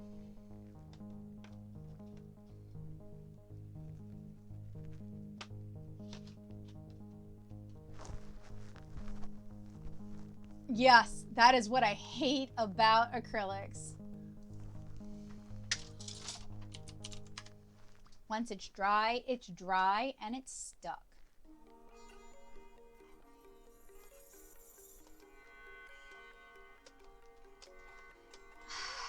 I don't know if it's on camera, but I'm like struggling to get these out of the...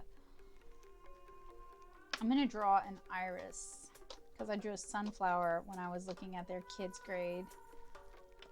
So I'll do an iris for their hobby grade.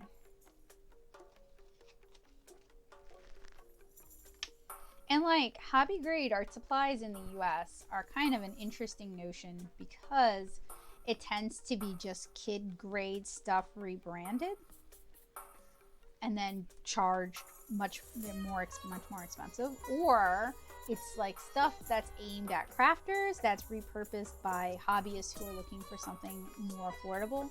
So we don't really have a good like subsection of art supplies that are affordable but perform decently well for adults to use. I mean, those of you who live in big cities, your experiences may be different from mine. I live in Nashville now, which is a fairly big city. Not a lot of options necessarily for hobbyist grade things because, you know, there's things I'd like to learn how to do. There's art techniques I'd like to develop, but I don't want to be like fully invested in them.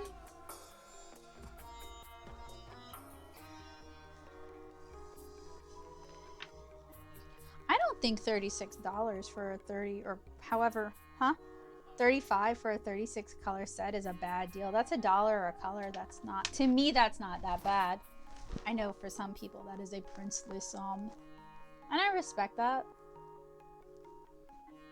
Like I respect that people have different price points that they think is fair and justifiable.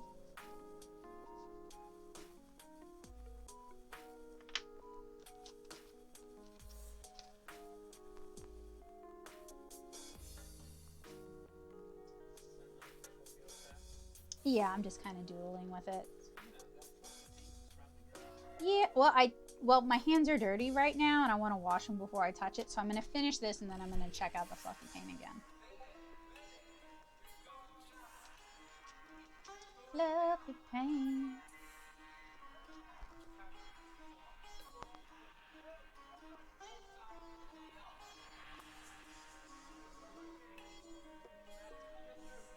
But I think having art supplies in the hobby space is really important. And I wish in the US, I can't speak for any other country, but in the US, having art as a hobby when you're younger than like 55 is not really something that's encouraged. Like it's either like you do it and you're aiming to make money from it, or you're doing it and you're aiming to be good enough to be shown in a gallery, or you're doing it and you're aiming to get published. Like that's generally how other people treat people who are just interested in learning how to do something for the love of doing it. Or at least that's been my experiences. Like even if you're teaching, okay, so for example, Joseph and I do hands-on creativity at Plaza, and we do the watercolor classes, and it's almost entirely older women in their 60s, like 30 something women in the class. Me and Joseph are like the two people under 50 in there. And I think, you know, that it could be a great opportunity for other younger people, because at Hands-On Creativity, for example, they give away a lot of full-size art supplies and a lot of samples. Like Joseph was given the big 15 milliliter triad set, the yellow, red, and blue, just for helping pass out materials. So like, it's not just, you know, a way to spend time when you're not doing anything else.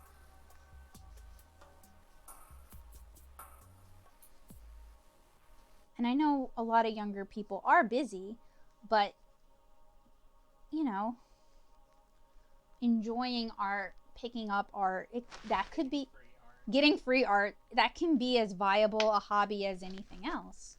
So, you know, seeing hobby grade art supplies in the US that aren't atrocious is nice, because I have reviewed some really stanky stuff.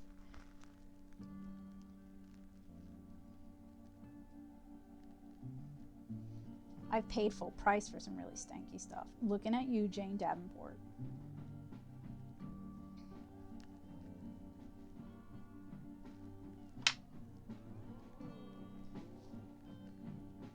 And this, I don't know what I'm doing. I'm just noodling around. But that's okay. I'm enjoying myself.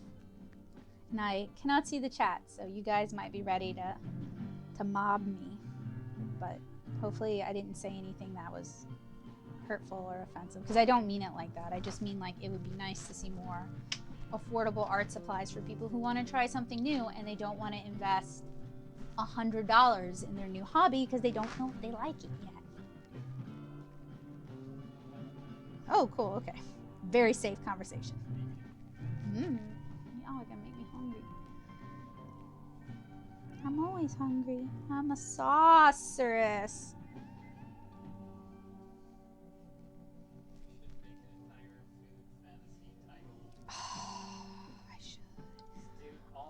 I don't like, I personally am not into D&D. Like, I'm just not. I played it in high school. I played it in grad school. I think it's boring. Like, flat out, I think it's boring. But if it was a food-based D&D campaign, I might be invested in that.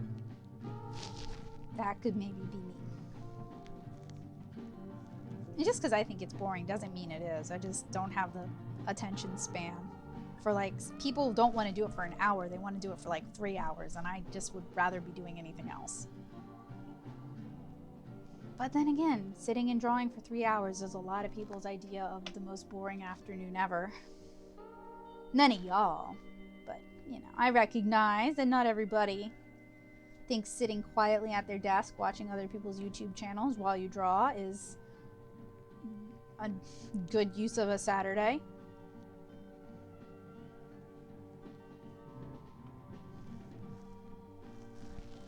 I'm gonna put these head to head against the kids' grade ones, but I'll do that in another video because I know this will go on forever.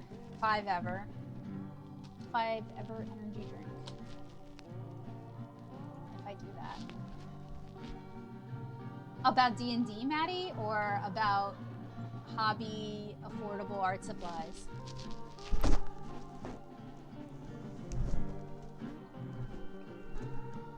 Yes! And it's so popular right now. And I'm like, I'm happy for the people who like it, but it's also like always in my face. So it's just like people are constantly talking about Critical Role, and I'm just like, all right, that's a thing that people like. Okay, this goes with the soft pastels. I will draw those, Joseph. If you come up with the names, I'll draw those. Huh? Yeah, you got to do 31. I like Panini Den. Because I can see he's got like big lumpy breads, or she has big lumpy breads as like the padding on the armor. That one, the visual is going to make the pun really good, I think. Okay, where did I put the...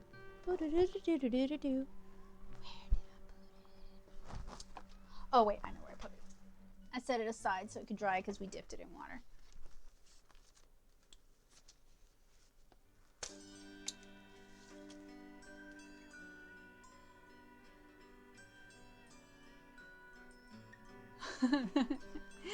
You need to mess with them and be like, oh no, I missed the game this time, and just like see how long you can pretend while talking very generically about any game of sport until they're like, did you actually watch it? You should see how long it can go on.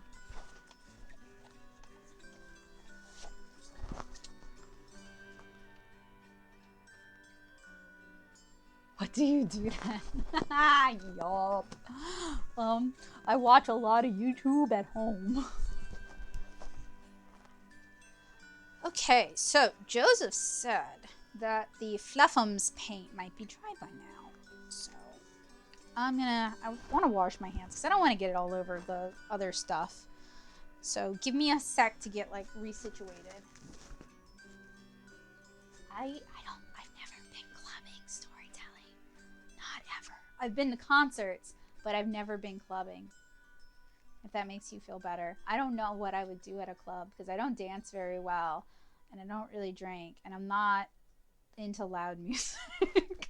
Some people just don't like clubbing.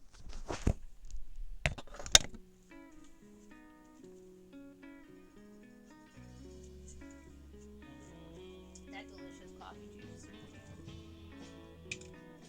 No, it's coffee juice.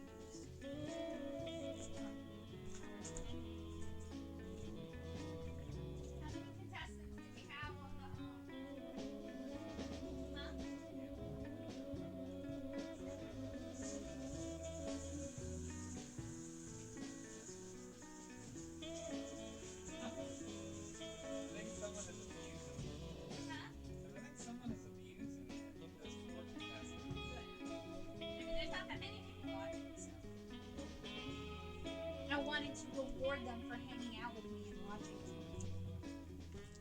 Which is why I didn't expand it to longer, because then it wouldn't be a reward for hanging out and watching. If you want those pastels and you have not put in, please put in. Okay, it's dry enough.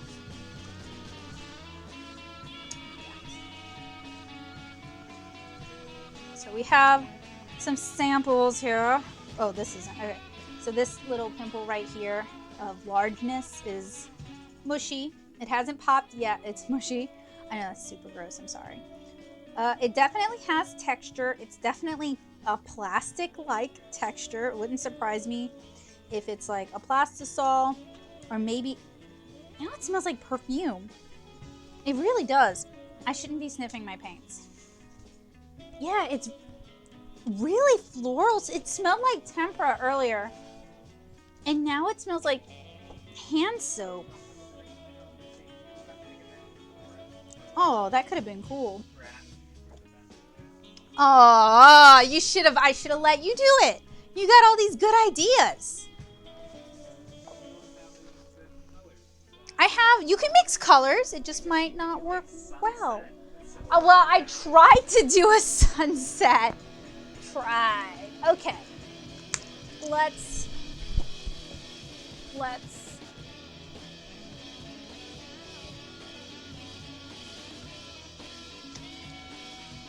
right. See, this is the green. It's like Dayglow green.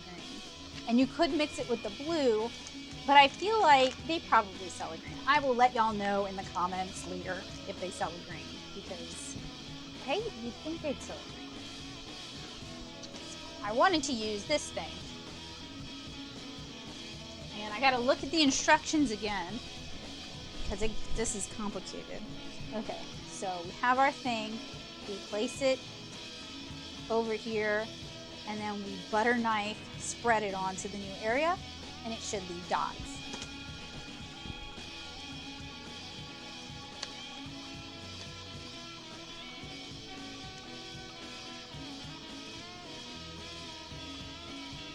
The thing about messing with this with your hands is it's going to stay on your hands. Like, there's bits on my hands, and I've washed my hands quite a few times now. This is tenacious paint. This is if you're a parent or a guardian, an older sister, an older brother, a grandparent, an auntie and uncle, a teacher, whatever. If you are the guardian of small peoples, this is an activity you do when you're going nowhere else for the day.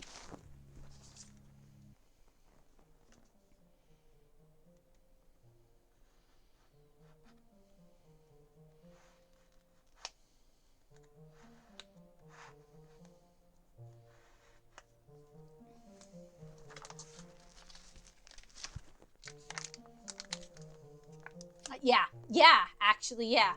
That's a good point. Gloves, 110% gloves. That's a good question. It does, yeah, it does come with stuff.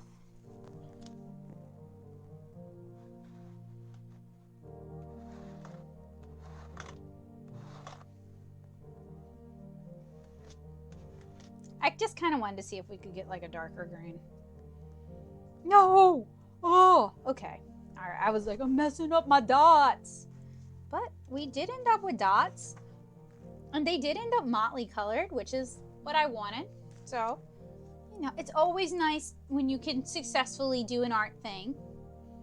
Adult artist attempts to use art supplies made for 8-year-olds. Fails. Okay, I will show you in a second. But the thing about I know, I said I will show you in a second. The thing about this paint is it will be as 3D as you want it to be. You could use a pastry piping thing on this, and if you let it dry for 3 weeks, you would end up with like cute little pastry boo-boos. Okay, like it can hold, oh yeah.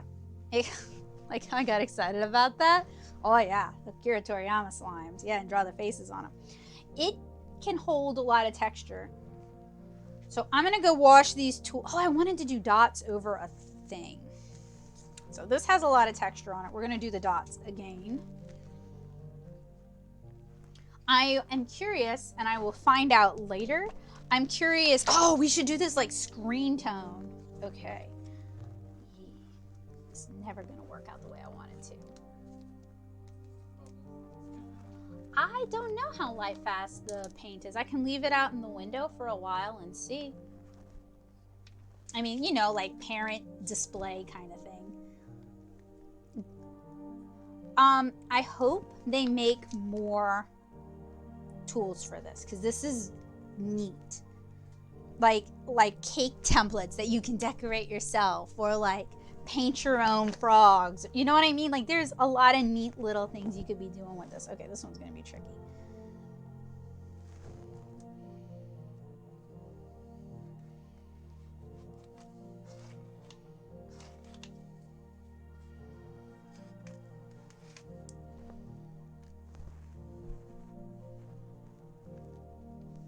See, it's stinky now. It smells like tempera now. And then it dries and it smells like hand sanitizer.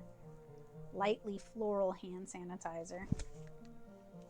But like, if they had different, you could do these and they could be bubbles. I wonder if they have white.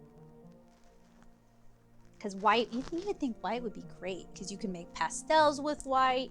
You can do clouds. Not on purpose, but it's happening. I did mix the light, like the lime green and the blue, just to see if I could get like a greenier green.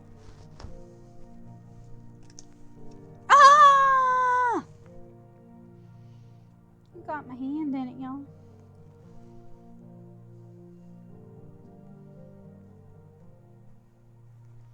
Should've worn gloves.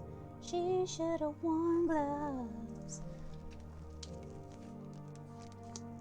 I'm I'm wondering how much this is like the Decadent stuff.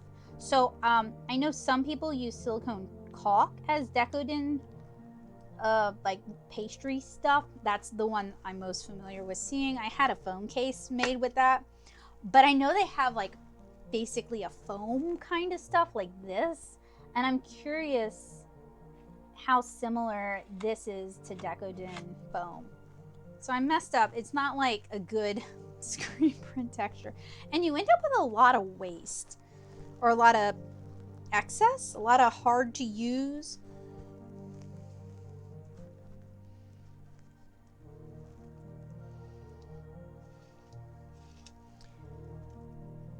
I know there's also like textured stuff that they sell to, like uncolored texture paste they sell to artists, and then they sell texture paste to like scrapbookers, and I'm kind of wondering how similar this is to like the scrapbooking paste. Yeah, you could. Yeah. I'm gonna go wash this off and wash my hands. I'll be right back. This is pretty fluffy. It looks wet.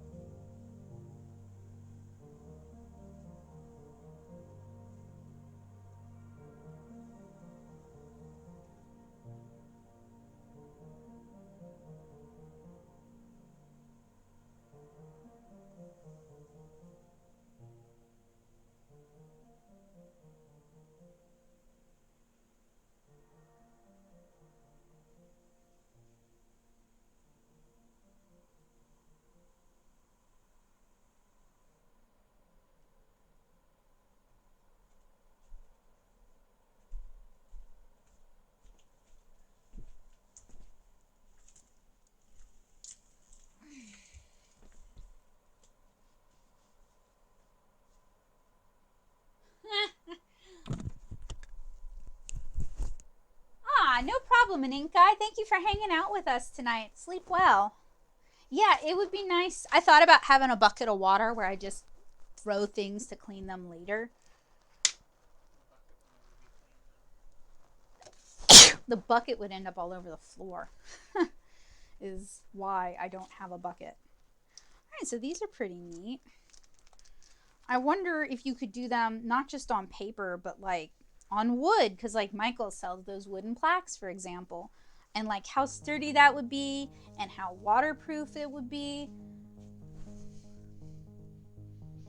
You think I should test that out in another video? I have a bunch of the wooden plaques from Michael's.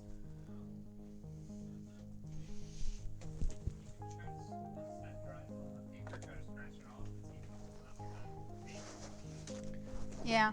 I mean, I could even just spritz it with water and see how it handles once wet. Ooh. Running silver cables.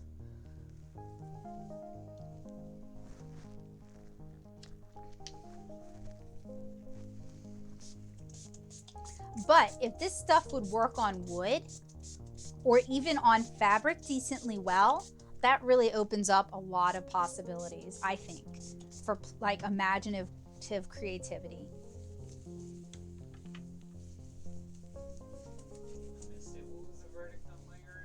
You can. Looks good. I'll show you. Yeah, I saw the bubbles. I didn't hear what you had to say about it. Gives a really cool texture. I would like to see more stencils from Faber-Castell, and I mean, you could probably use any stencils that you own, you know. So that could really make it a lot more fun to like squeegee the paint into like a dino stencil, for example, would be fun. I'd like to see more colors. Just because I say I'd like to see it doesn't mean it isn't out there, because I need to do the research. It's just, you know, me thinking off the top of my head.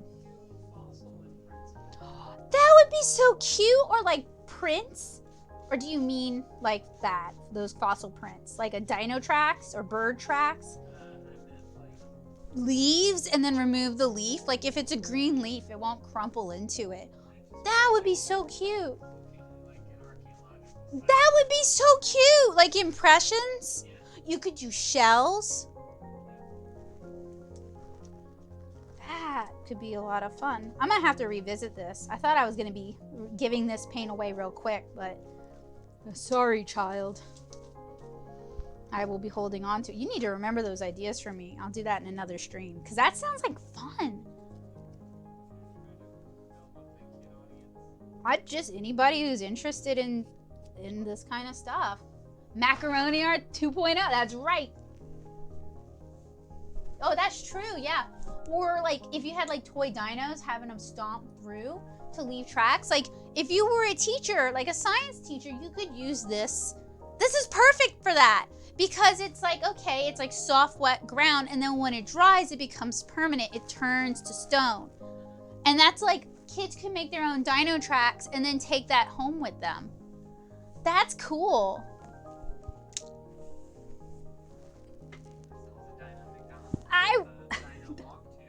Wow. Wow, Joseph. Wow.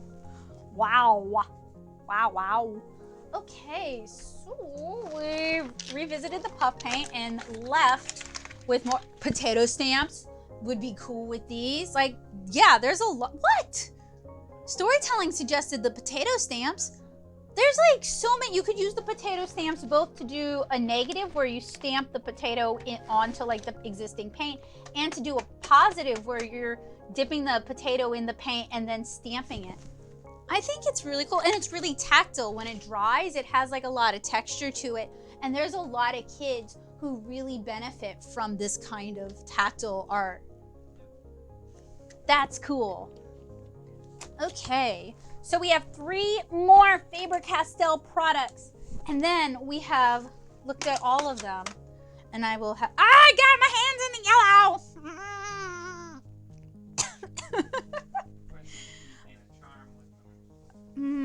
It's hard to control it is the thing. It's too fluff. If you like, if you're doing something very playful or larger, it could be fun. But doing something very specific, you can't do it with it. I mean, I'm sure there's like some artists on YouTube who can, just I can't. Okay, so we have 3 more products. Yeah!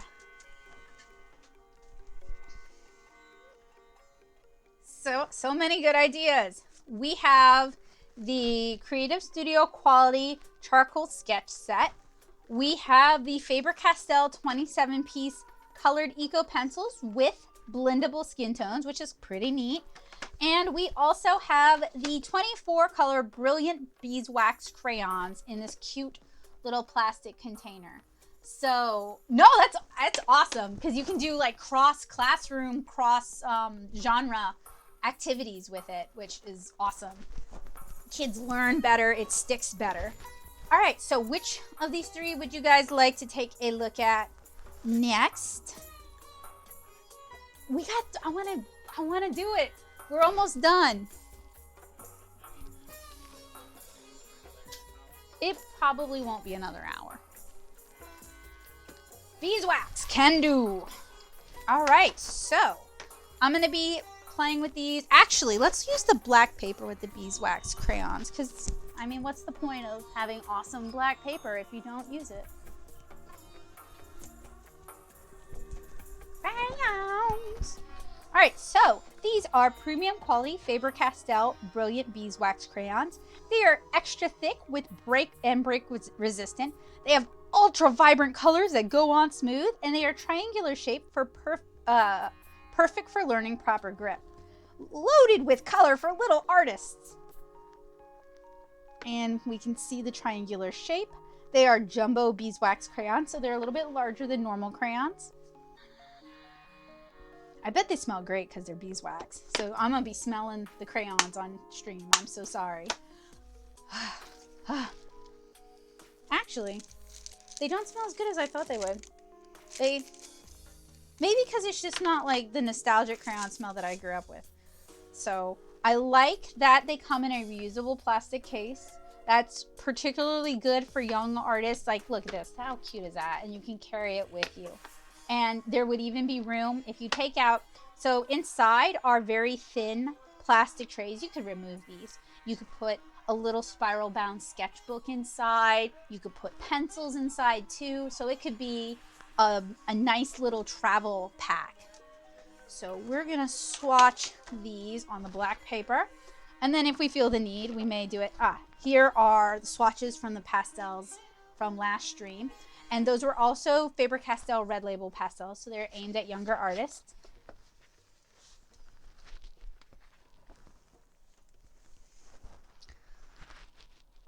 Okay. Smell. I mean, you know, they don't stink. It's not like, it's just like, I keep expecting like that nostalgic Crayola smell. That is a different brand. I shouldn't expect that. They're very buttery, actually. I think they're a little bit softer than what I'm used to, which means perhaps coverage could be better than, say, Crayola.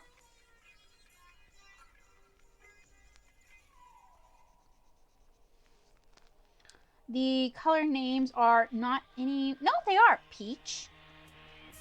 White. Okay. I think that's important for younger artists because it helps them learn their colors. And the paper I'm using is the Faber-Castell black sketch paper, so it really doesn't have much texture or tooth to it. It's a fairly thin paper, but I can definitely see younger artists using this to create awesome art.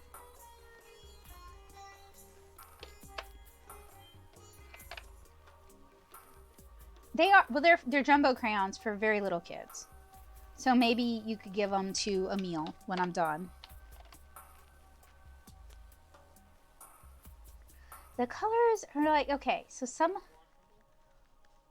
it does not say washable. So I don't know. I know Crayola stuff is washable, but in my opinion, the washability has detractors as well. Yeah, it's definitely a trade-off.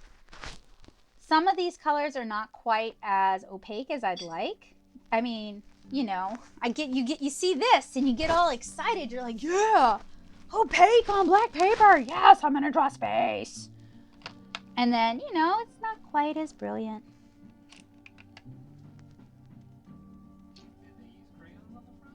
No, it shows a color pencil, but it's a digital drawing anyway. It's just a suggestion.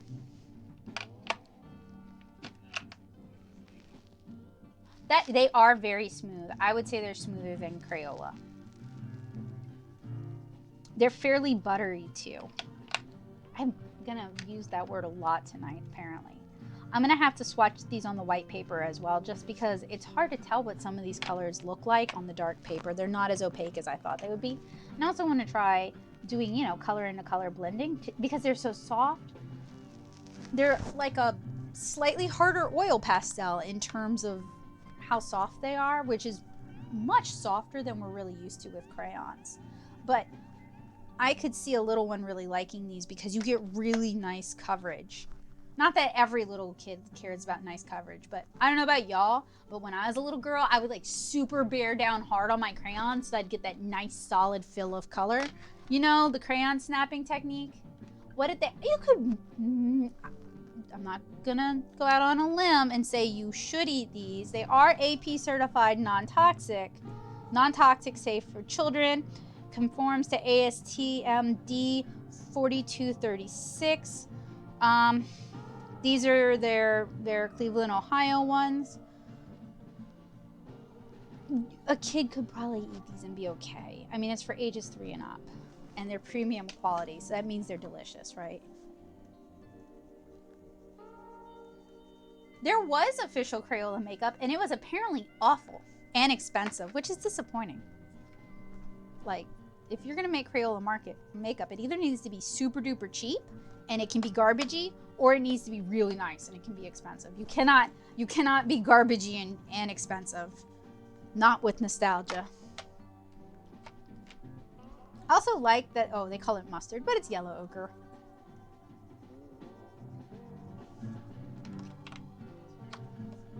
This is just brown, but it's burnt sienna. Yeah, it is. I'm just saying, like, I like that they're including some of the colors that I'm familiar with in my palette, and then they have dark brown, which is probably like burnt ochre.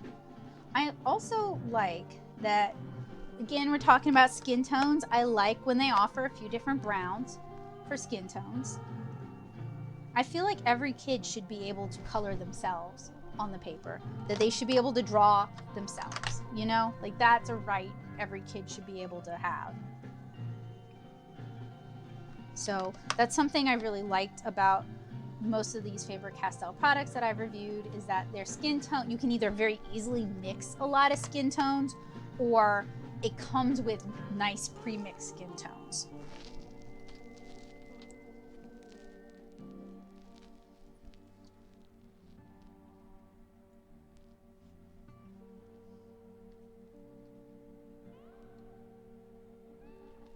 Okay, all right, here's the thing about edible Play-Doh and me though. Your hands are on that a lot.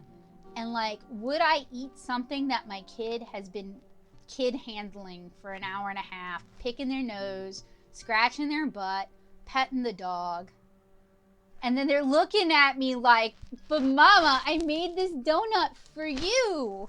I don't know. I think I would try, but I don't know if I could do it. And the fact that it's edible, oh, they're very buttery on this watercolor paper. The fact that it's edible means like I could do it. It's possible.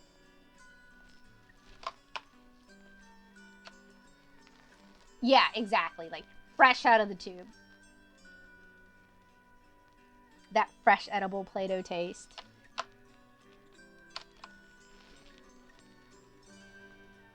Hey, Play-Doh smell.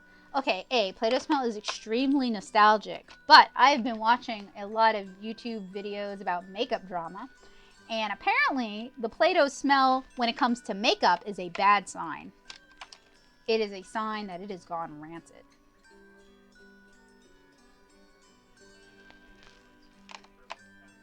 No, I know it's not.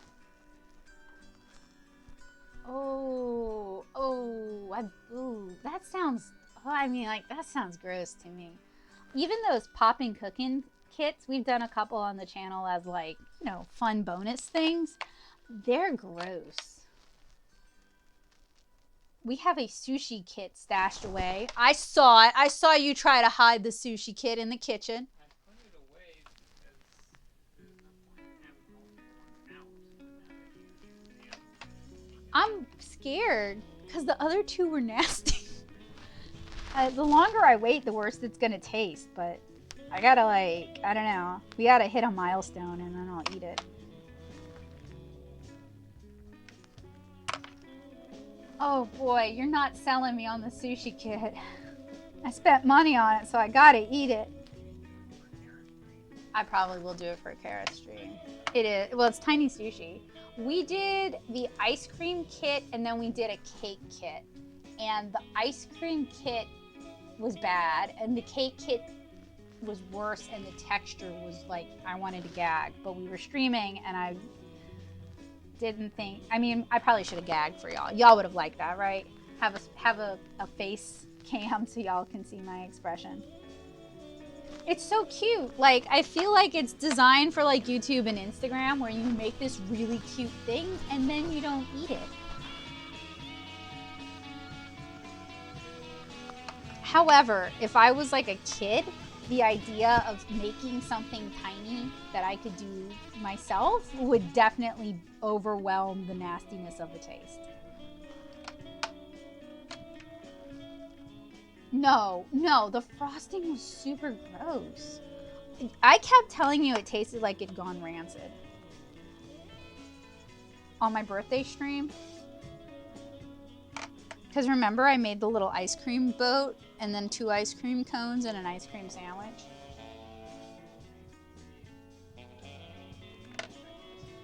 No, I just did that because I was preparing for my zine exchange. No, well, okay, it's like a week after. No, I don't know. I'm all confused now.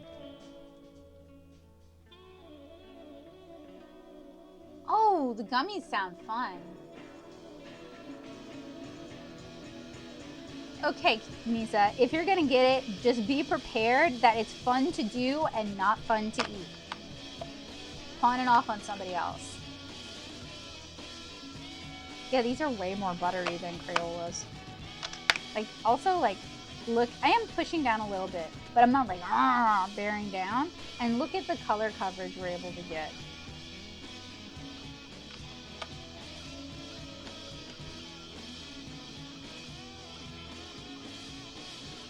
So that's where you're getting all your cute molds from.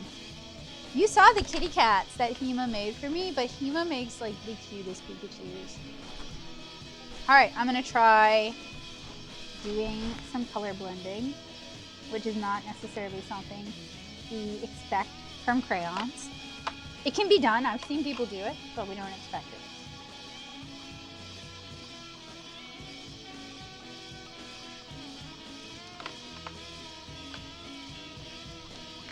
Yes, that would be so cute. Oh, spicy cake. What would go in a Bulbasaur? Would it be like an herbal kind of flavor, like maybe mint?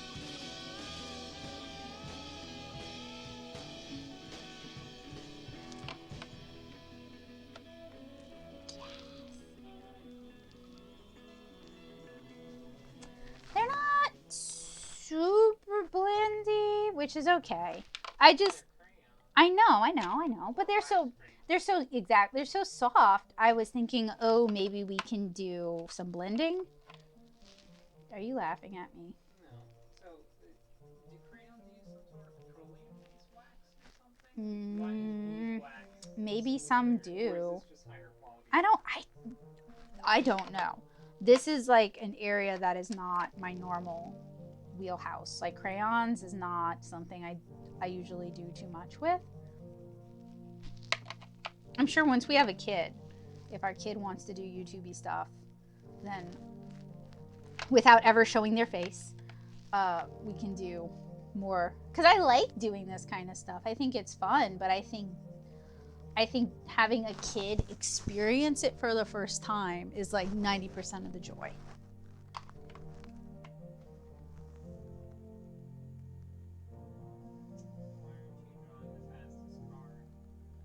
Why would I be drawing the fastest car? I don't know. No, they would be drawing a Pokemon. And believe me, I've taught enough kids. In fact, I might as well. Let's draw everybody's favorite Pikachu. Pizza, pizza! Pikachu! Sorry, guys. I have seen the resulting balloon bowls with melted chocolate. That's so fancy to me.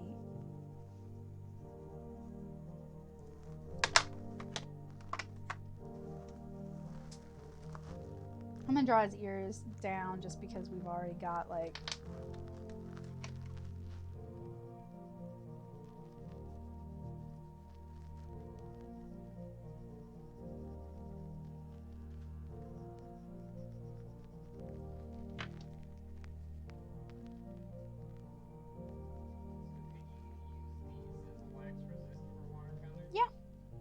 I mean, they're beeswax, and beeswax candles are usually, or can be used as a wax resist without any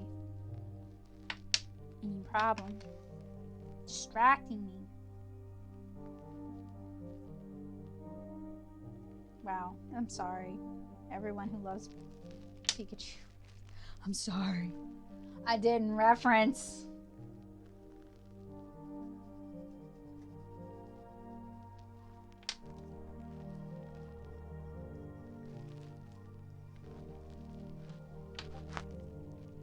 Wait, that should be black, not red.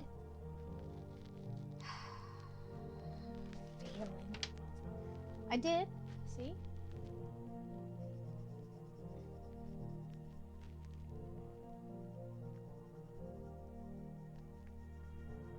Broke every kid rule ever by doing black first, and then I gotta do yellow on top of it, which is like the kiss of death, because then you end up with black smudges everywhere. These are fun to doodle with. Like, Black smudges. That's eating crayon. Black smudges. No.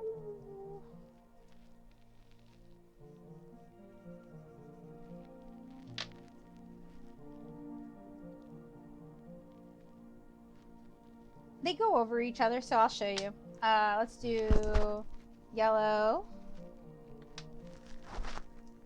red,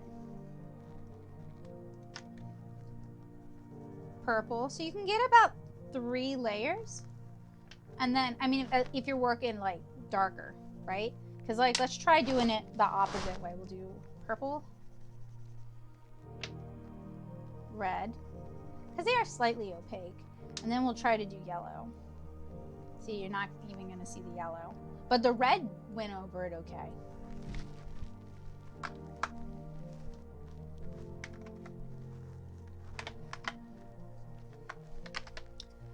Maybe I'll make myself do a crayon challenge with these since I have them. All right, so try like red and yellow. Okay, I'll do that real quick.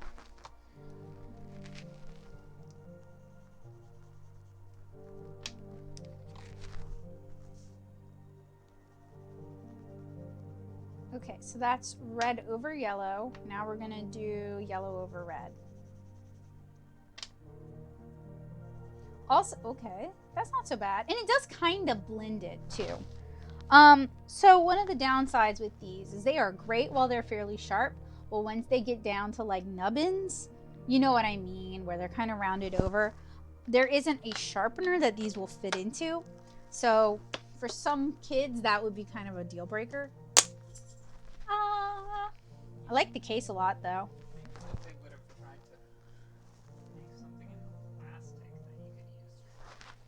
Probably don't even use metal.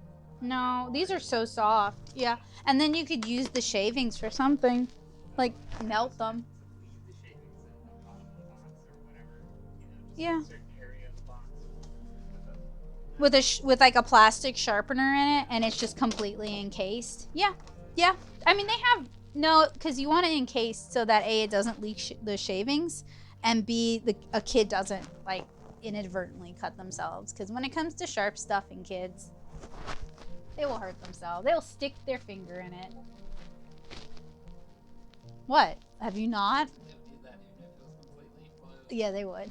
They would, because I did it. I was that kid. Okay, so we have the 27 colored Eco Pencils with 6 blendable skin tones, or we have the charcoal sketch. Actually, I'll decide. Sorry, guys. We're going to do the color pencils because they're not going to get my hands as dirty, and then we'll do the charcoal. So, blend easily to match your skin tones. World colors. And then they have a little mixing chart here. The World Colors Eco Pencils were developed to celebrate diversity and self-expression. From 6 basic colors, you can create a multitude of skin tones, stimulating creativity through easy-to-do blending techniques. Wood from certified sustainable forestry, exclusive formula, and special TSSV bonding for superior break resistance. That's probably when sharpening or if you were to drop them. That's like the big curse of the Prismacolors, is you might end up with the lead completely shattered throughout. The hardened steel blade it comes with a sharpener. The hardened steel blade sharpens better and increases the duration of your Eco Pencil. Replace the sharpener when the blade has lost its sharpness. Composition: Eco Pencil pigments, agglutinants. What is that? AGGLUTINANTS. Inert filler, waxes, and wood. Recommended for children older than 3 years. Yeah. Avoid temperatures above 115 degrees Fahrenheit and exposure to sunlight. Store in ventilated and dry place. Recyclable paper, non-perishable product, non-toxic, safe for children. And these are, okay. All right, US, Australia, South Africa, Trinidad, and Tobago. And then you can write your name here on the back.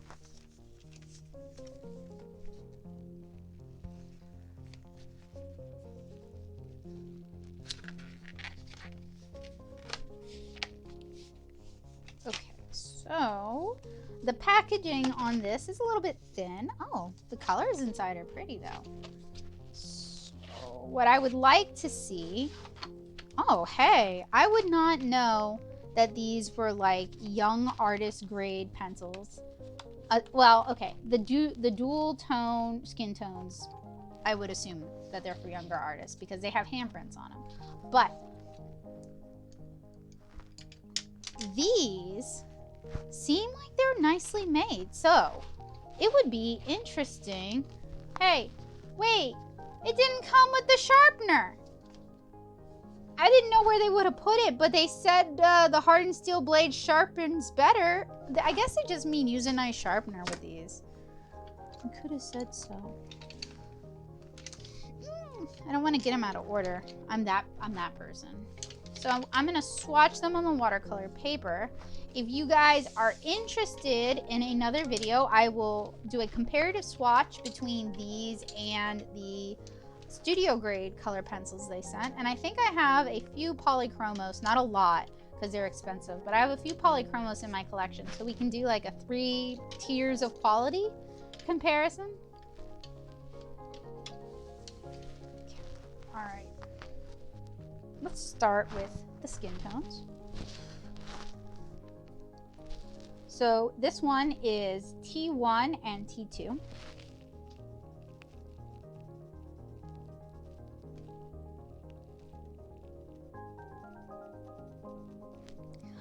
So generally when I'm reviewing art supplies aimed at younger artists, the thing I compare them to is Crayola, because Crayola is okay, so half of these are hexagon shaped and then the skin tones are round, which is why they look like they're nice, like higher quality color pencils. So, okay, that is T3 and T4. So I usually compare it to Crayola just because that's a product that's really commonly available. Most people have used it. It's a good standard basis. These are maybe a little bit softer than Crayola so far. This is T5 and T6. I like that including a range of skin tones is important to Faber-Castell because that is something I find Crayola needs to improve on. Even with their multicultural colors, it could still be better. Okay, so let's try some of the blending recommended on here. Let's do T2 and T5. This is T2 and this is T5, and I'm guessing we're gonna do it in order of operation, in order of listing. So T2 and T5.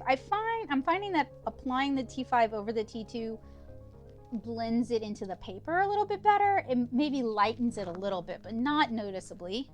Let's do T4 and T5. So this is T4.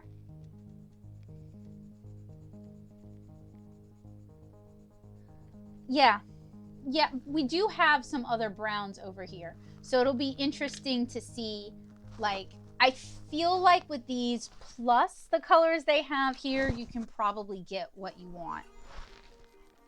T4 plus T5. But, and I think this is, okay, it lightens it a little bit. T3 plus T5. Where's T3? Here it is. But we'll see. Okay, so that's T3. Here's T5.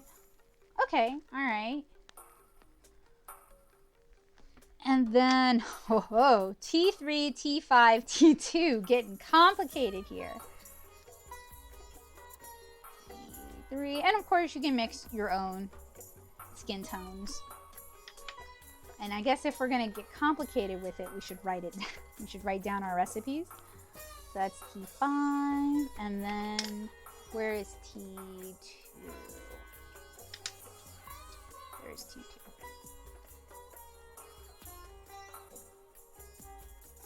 You are able to layer with these though. Okay, and I was also bearing down somewhat hard with the pencil.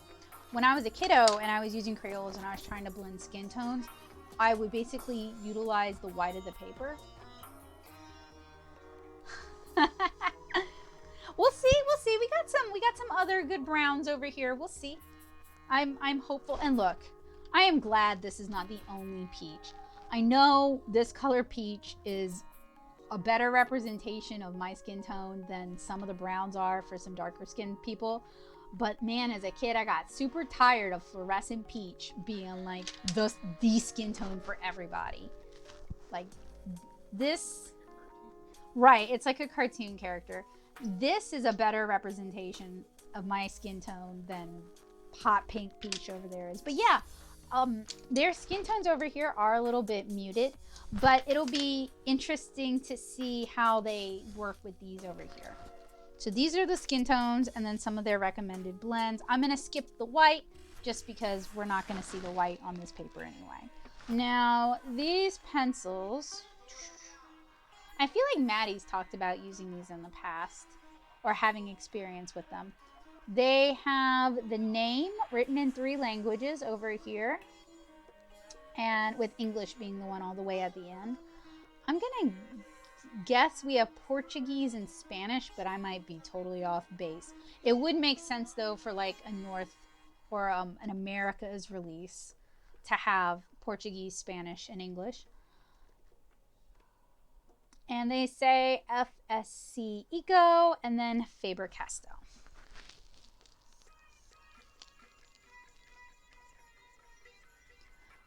I don't know the price point on these. I'm gonna put that in the description for you guys at the end of the stream.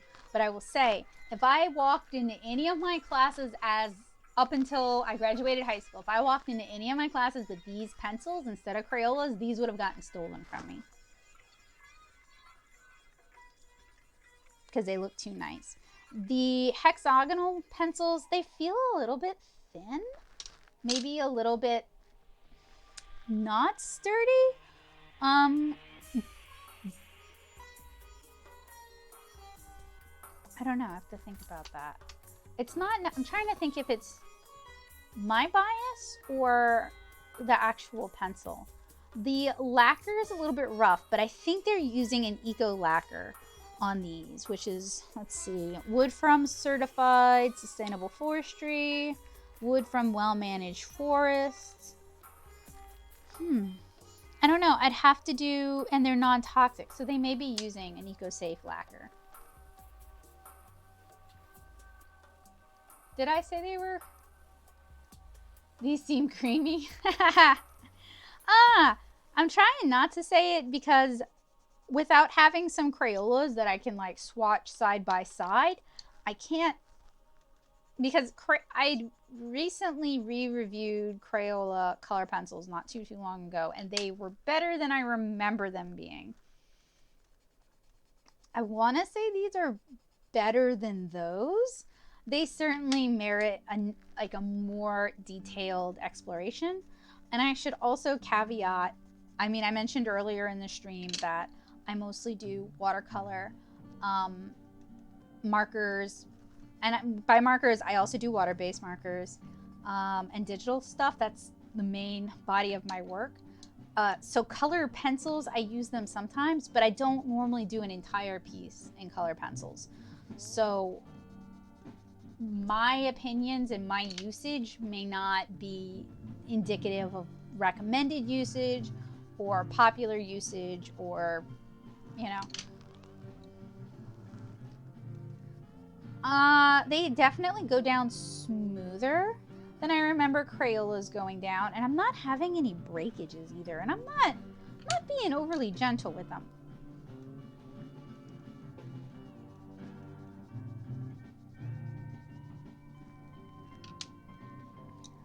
These, I think, could be really good for people who enjoy doing coloring books for relaxation. They're looking for something affordable, but something that's going to perform better than Crayolas. Yeah, right, I am. Well, they're the red label, and the red label is aimed at younger artists. So you're right, I am assuming they're affordable. I mean, it says not for anyone age 3 and under on the box. You know what I mean? Like, so this is a metallic silver pencil. It's fairly silvery.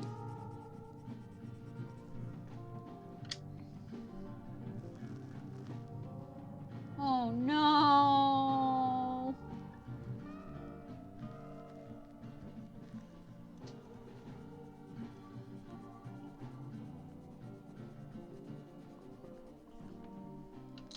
that sucks too, because when you're a kid, and like you're on, or an adult on a limited income, but I'll say when you're a kid and you're relying on your parents for transportation, you're relying on your parents for money, and you've saved up and you bought this art supply that you were really excited about, to have that stolen is so, oh, I'm so sorry.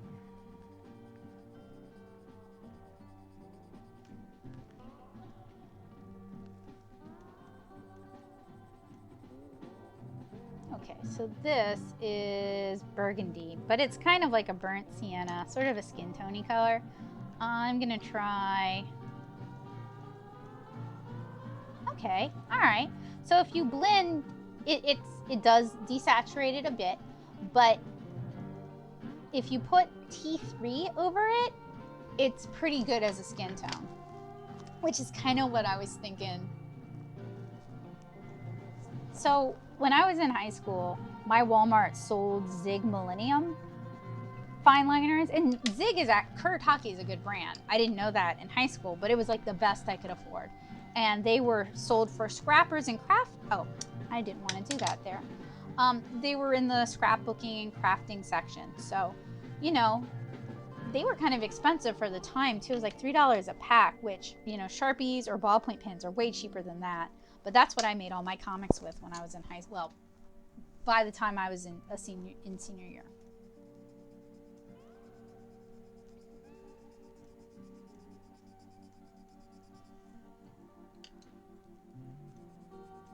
And I'm just kind of lazily layering these additional colors to see how they look with like the beige on top of it.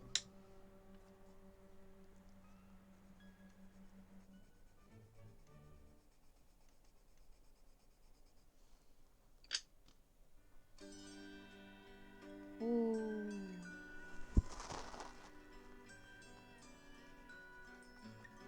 All right, so I'm gonna do a really lazy blended rainbow with these, and then we're gonna do the charcoals. And I want to thank you guys. It's been almost 3 hours, so I really, y'all have hung out with me for a really long time tonight, so I really appreciate y'all's company.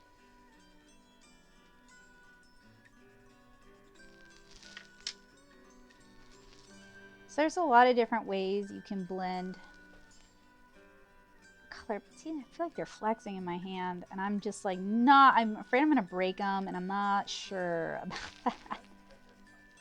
Yeah, it's better to break the art supply than to break your hand, for sure. Or to give yourself arthritis, or to stress out your hand. So there's a few different ways to blend color pencils. What I'm doing today is a very basic one where I'm just blending one color into another. You can also use the white color pencil to sort of push those pigments down into the crevices of the paper. You can use a blender color pencil. Derwent makes one, and Prismacolor makes one. What? Blenders? Yeah. Two different. Okay, so there's blenders and there's burnishers. Blenders are made of the same type of wax that your pencils are made of, but don't have any of the pigment. Burnishers are actually made of a harder substance, not always wax, and all that does is flatten the fibers of the paper and push the pigment into like whatever crevices were not being occupied. So once you've burnished your illustration, it's really hard to put additional layers on top of it. But if you put too much blender down, you're not going to have there's not going to be anywhere for new color, new pigment to go down.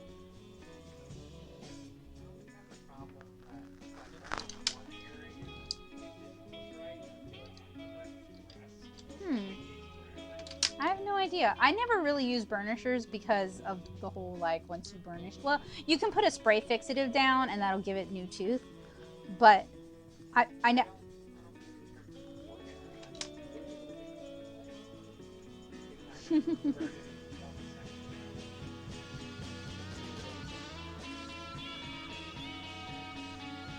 Okay. Yeah. Okay, but here's the thing. If you were to spray it with a spray fixative, that would either, you can buy gloss fixatives or you can buy matte fixatives, and that would make the whole piece have a uniform color or a uniform texture.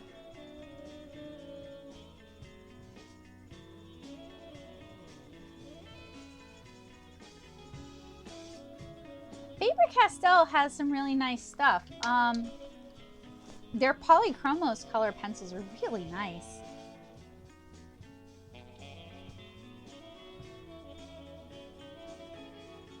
Oh, glitter jelly rolls.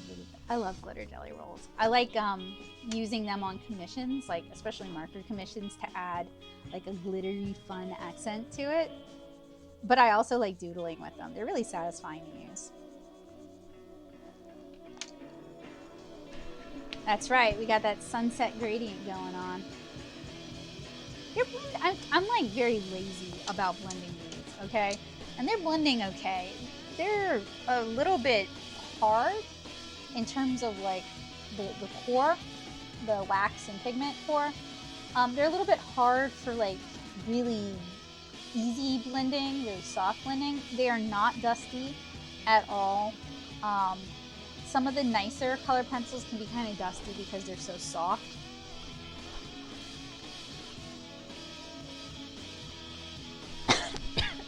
Sorry, didn't mean to cough at y'all. Cough all over y'all. Oh look, you can see like the wax. What is this right there? Huh? The Pokemon? I have to reference it. I generally know. Yeah, he does. But there's like 3 in them, and they all have different expressions, right? Hema would know. Hema knows.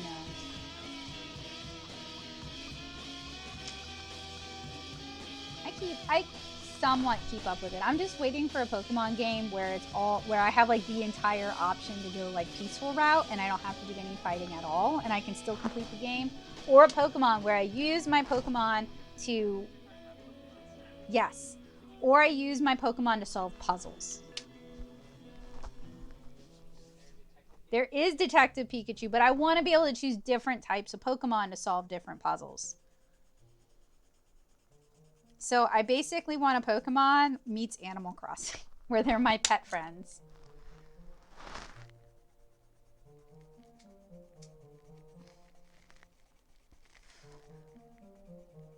I want a Pokemon game that's more like the TV show, where you have people who use their Pokemon to like help them be a doctor or help them be a nurse or help them be a teacher.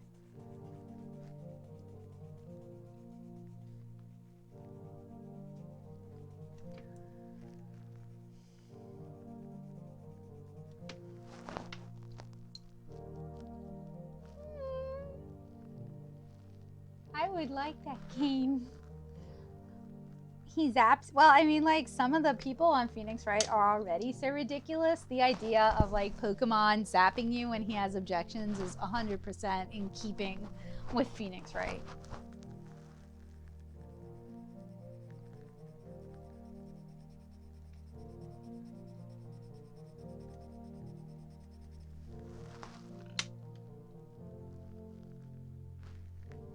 Oh, wheezing. Sorry. I'm gonna skip the silver for now, just because it's like, I don't know, it's not an easy transition from blue to silver to purple. Like, we could just go blue to purple.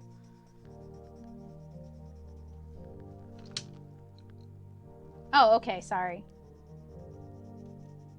See, I told you Hemo would know.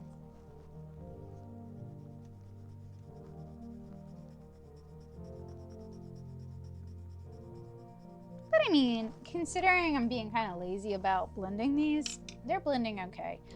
It would be interesting to see how these handle for an illustration. Oh, now we got the browns. I like how I tried to go purple to brown.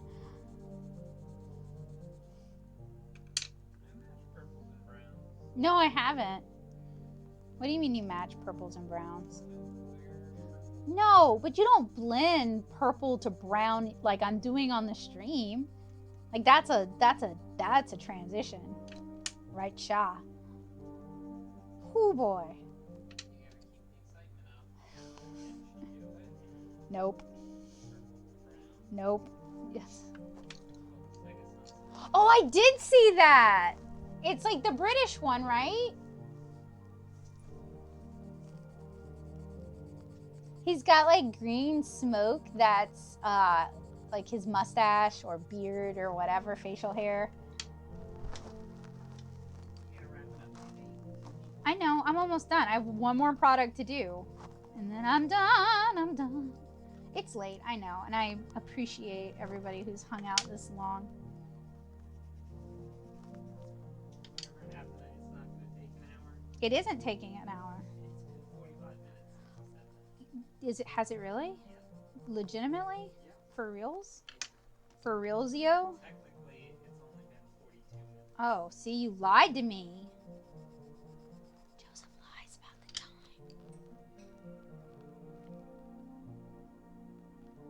Whew.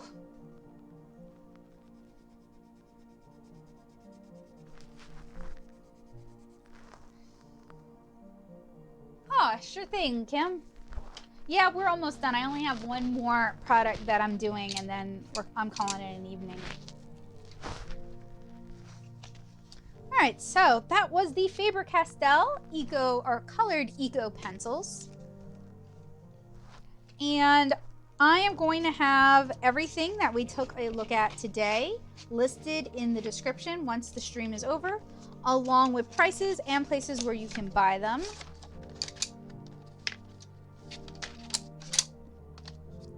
And just a disclosure reminder, these were sent to me by Faber-Castell just to play around with and take a look at.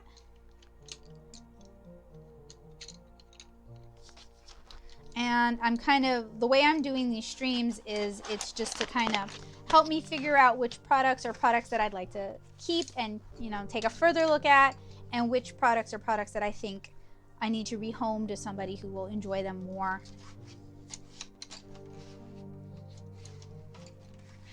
I am trying not to be a one-woman art supply museum anymore. So I would like it. Okay, I like that this is thin, recyclable cardboard, but you know, they got me spoiled with this plastic case over here.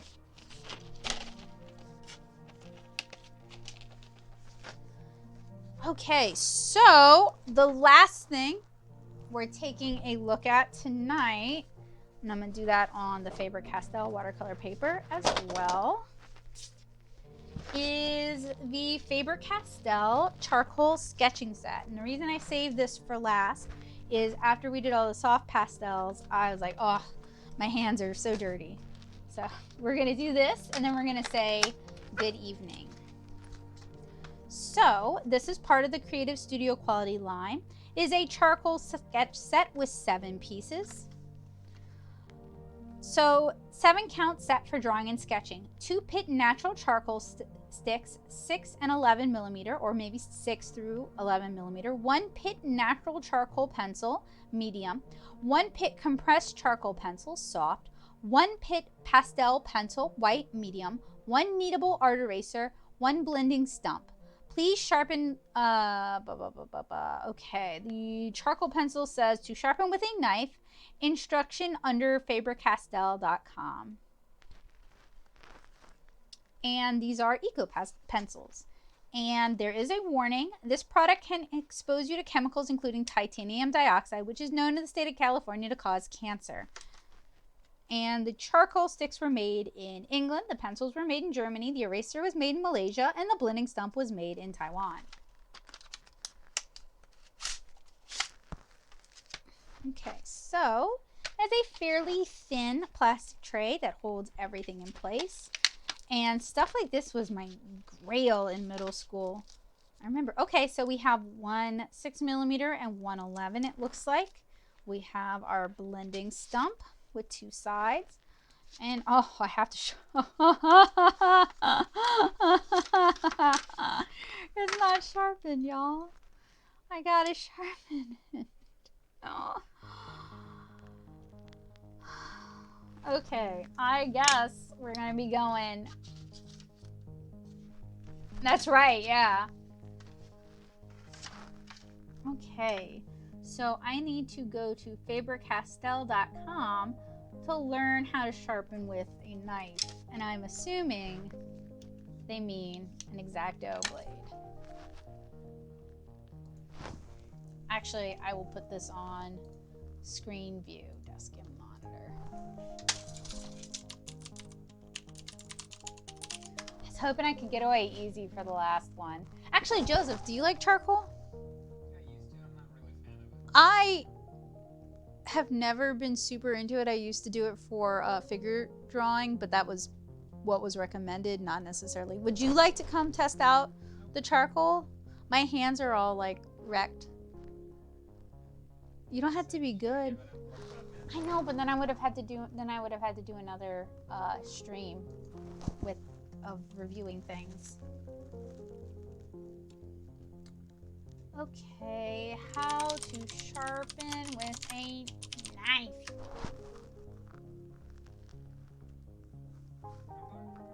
No, it doesn't. Oh, we were looking at this earlier today. And I've tried this pencil and I like it. But I am not seeing. Let's see, how to sharpen. Maybe that'll like lead us. No. Y'all.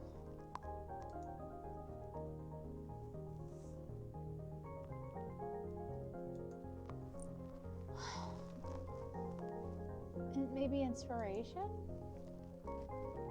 It's me.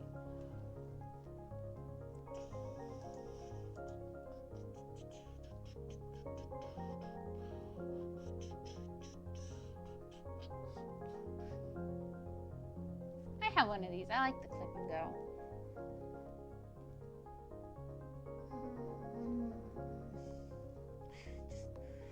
They have an anime art section.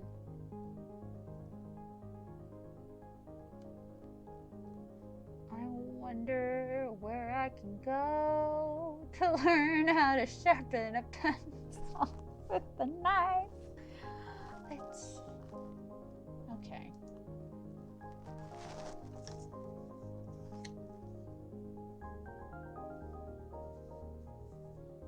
Yes, it is vine charcoal. So this is the one I need to sharpen by hand, but I'm going to sharpen both of them by hand. And we're going to just like completely do this the wrong way. I should probably be using a pen knife and not an X-Acto blade. It's a Japanese paper knife, and it's like a super sharp knife for cutting paper. If I cut a pencil with it, I will ruin it.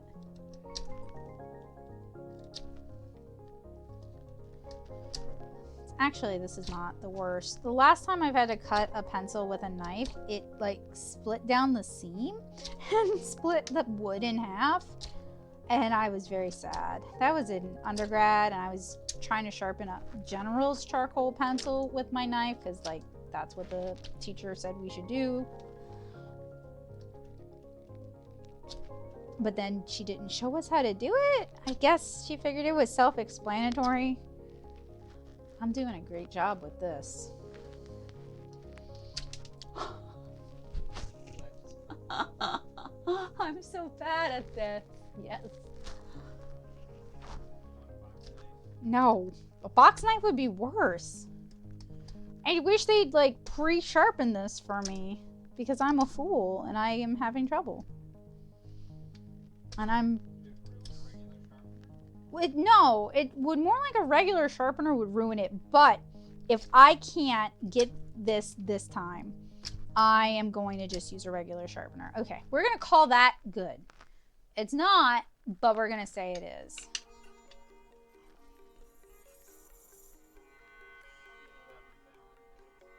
I did cut that Sakura pencil with a knife, and it did not make little Sakura petals, but it was supposed to, yes.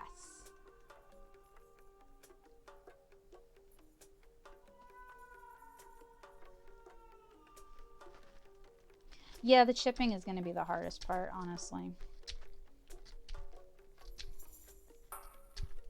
I really wouldn't mind just giving it away. I mean, I don't mind giving it away. It's like also paying. Did it again? It's like giving it away and then paying shipping that I'm kind of like about, because like my streams don't really make a lot of money, so I'm going to be spending more to ship it than I will have earned from the stream. But the thing is, my studio is, and I'm trying, I got rid of a bunch of stuff. ruin this pencil and I'm sharpening it the way they said to sharpen it. I'm gonna use a pencil sharpener before I like just waste the pencil. Let me clean this mess up first though. Words. My studio was like a hoardy art supply museum in a bad way of stuff that like I bought to review and I never got around to reviewing it, or I did the unbox and swatch and I hadn't gotten around to the field test because I've been really busy and traveling a lot. And you know, I'm not an art supply museum. I can't be an art supply museum. Like I don't have enough space. So I've just been trying to like get to reviewing things, doing the field test, and then just moving it along to someone who will enjoy it and appreciate it, so it just doesn't sit in my studio and rot. Give me a sec. I got a handful of shavings.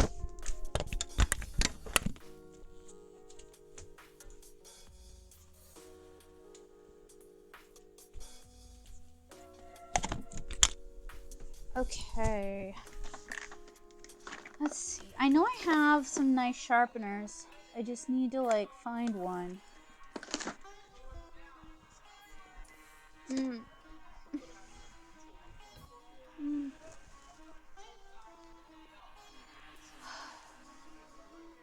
I don't know. I don't want to move all this stuff. Hey, would you make me some loquat tea, please? Okay. Wow.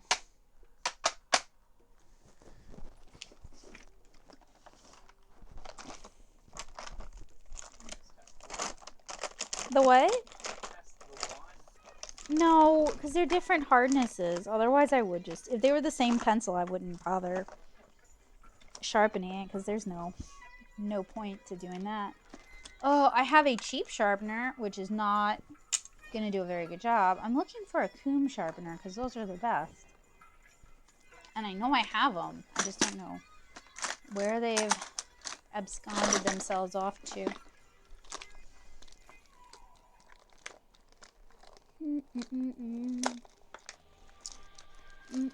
I may take Joseph's advice and just review the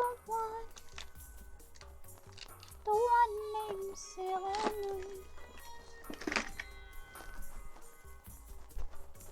This is not, well, oh wait, I know where a good one is.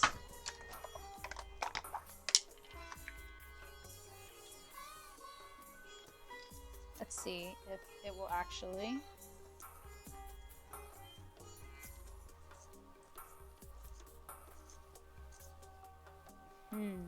It broke in the sharpener. No, it's not defective. It's charcoal. It's soft. But like,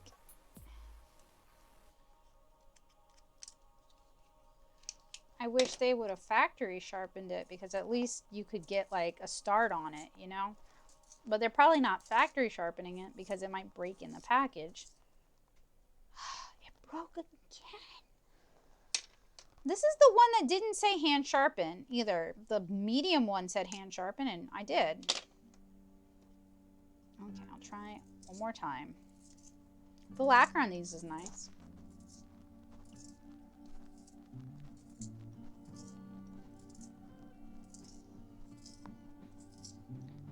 Okay, I can't. All right, that is not happening. And that is the soft one. That's no surprise that it broke like 6 times. And that was me using a comb sharpener, which is supposed to be really, really good. Soft would be more, soft means it's a more charcoal, I guess.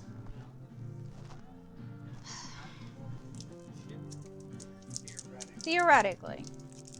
It also, honest to God, it could be the humidity outside, because humidity messes with charcoal. I mean, M+R sharpeners, they are wonderful. I have not tried one of the M+R sharpeners. Perhaps I will have to in the future.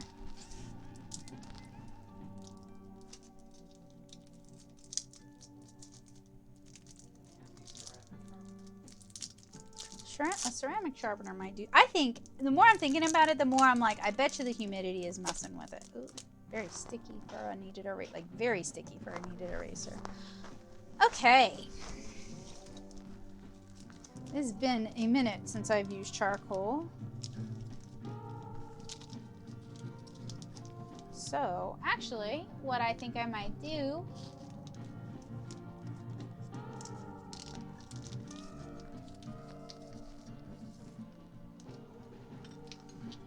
is I think I might pull up, let's do Senshi stock since it's safe for work. We'll do the pose timer. And I'll just do like some figure drawing doodles because that's how I'm used to using charcoal. So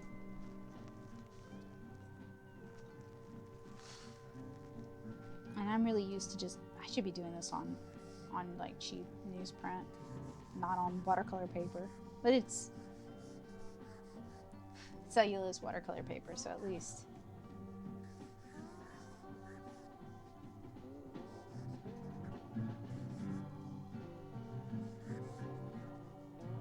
I would be curious to see how much this set sold for.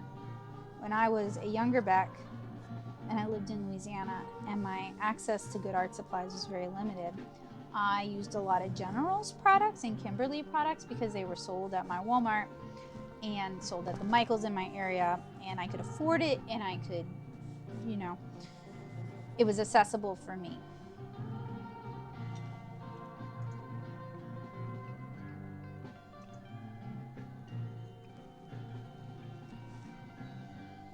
So this is maybe a little more buttery than the vine charcoal I used to get from Walmart and from Michaels, but I don't have a super large experience with sketching with charcoal just because, you know, my art education was mostly, I should have paused it, that's okay.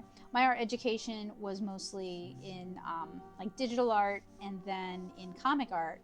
And there's not a, I mean, there's some people who do charcoal for their comic stuff, a few, but not a lot.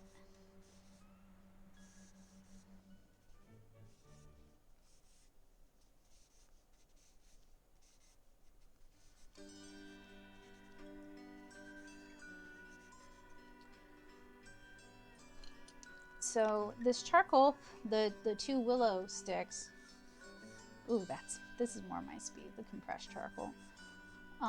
The two willow sticks are less scratchy than some of the charcoal I've used in the past. And the compressed pencil, for me, I'm heavy-handed. I tend to bear down as I draw, so that makes using willow sticks an exercise in reminding myself to be very light-handed and delicate rather than focus on what I'm drawing. So generally, it's the compressed charcoal that I prefer. But I do miss, because we did use charcoal a lot doing figure drawing, and I do kind of miss like how loose and immediate it is.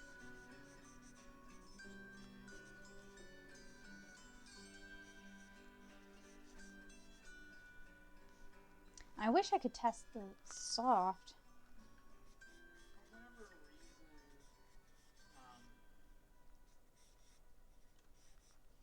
not Bandicam, whatever you're using to record. OBS. Yeah, OBS isn't updating your screen, but it is updating your drawing. Wow. So Oh. you understand you're not drawing red. No, yeah, I'm sorry. Yeah. Yeah, I don't know what's going on with OBS tonight. That could be the case, but I'm done with it anyway. So I got to do a little blending first. Oh, I turned it off.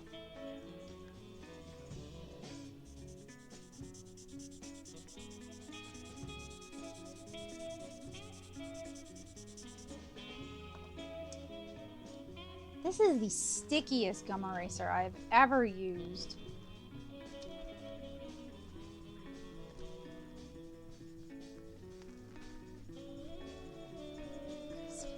creamy, crispy, buttery.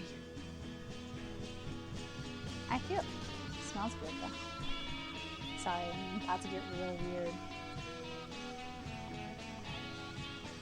Ah, man, it's very much memories for me. So when I was a kid, my grandparents bought my cousin a praying artist set, and it had colored pencils, and it had markers, and it had charcoal, and it had a kneaded eraser. And I was so jealous. I mean, I was super jealous. So like, I basically had a little crying fit to my mom about it because I was more of the artist than he was. And I ended up getting the same set for my birthday. And I mean, that kneaded eraser, I don't use them anymore, but that kneaded eraser was like my holy grail. But I would just play with it like I'm doing right now because this one's really satisfying because it's got like really good stretch, which is not what it's intended to be used for. But I'm sure lots of people. Yep, me too, Kim. It did not say if it was gluten-free. I hope so. I mean, no, I get it. Like Hema pointed out that it could be somebody with like a touch gluten allergy. Okay, so this is the willow charcoal and it has been blended out. So now I am erasing it. And the point isn't really to erase the whole thing, it's just to lift it, which it does a good job of. Let's try erasing some of the compressed charcoal over here. All right, does a good job lifting it. It's a very sticky gum eraser, but it's very stretchy. It is definitely an artist stress ball. It is super fun to play with.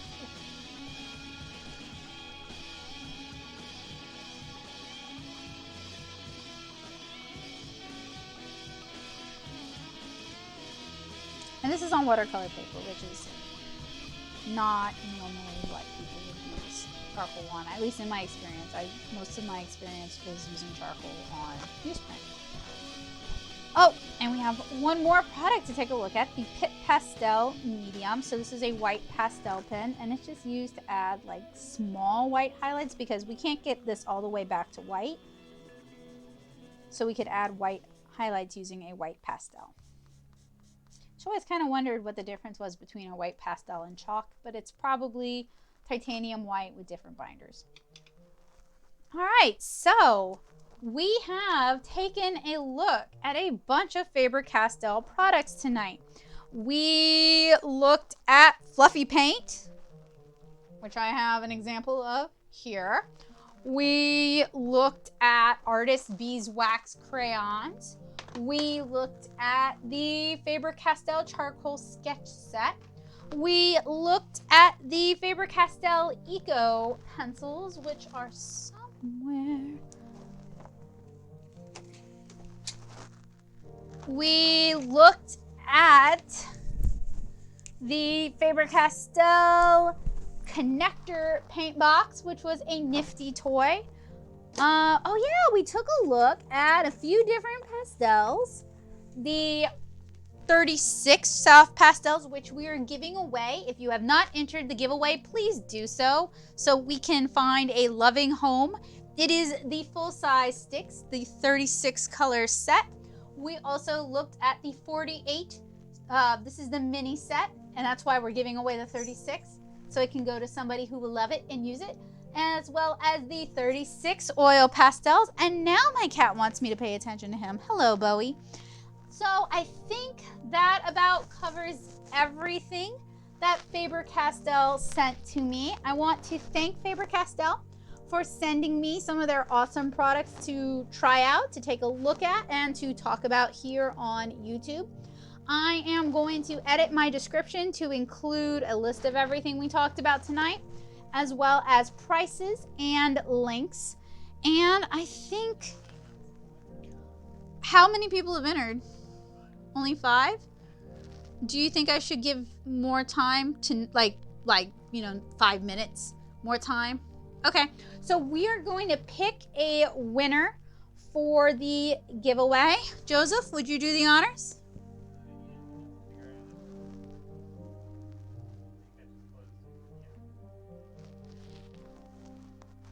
So Joseph is selecting our winner while I do weird gum eraser, not gum eraser, kneadable eraser ASMR. That's right, working it. It's a really like satisfying to play with gum kneaded eraser. That's really why we keep him around. He's so stretchy.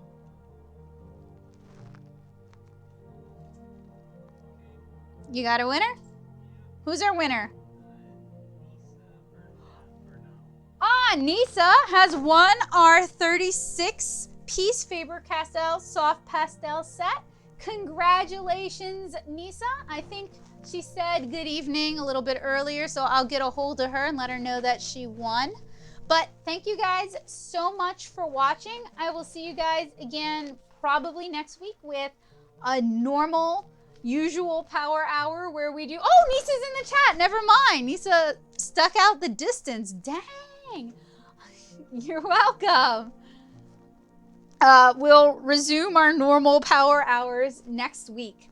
So I will see you guys then. I hope you guys have a wonderful week in the meantime. Bye, guys.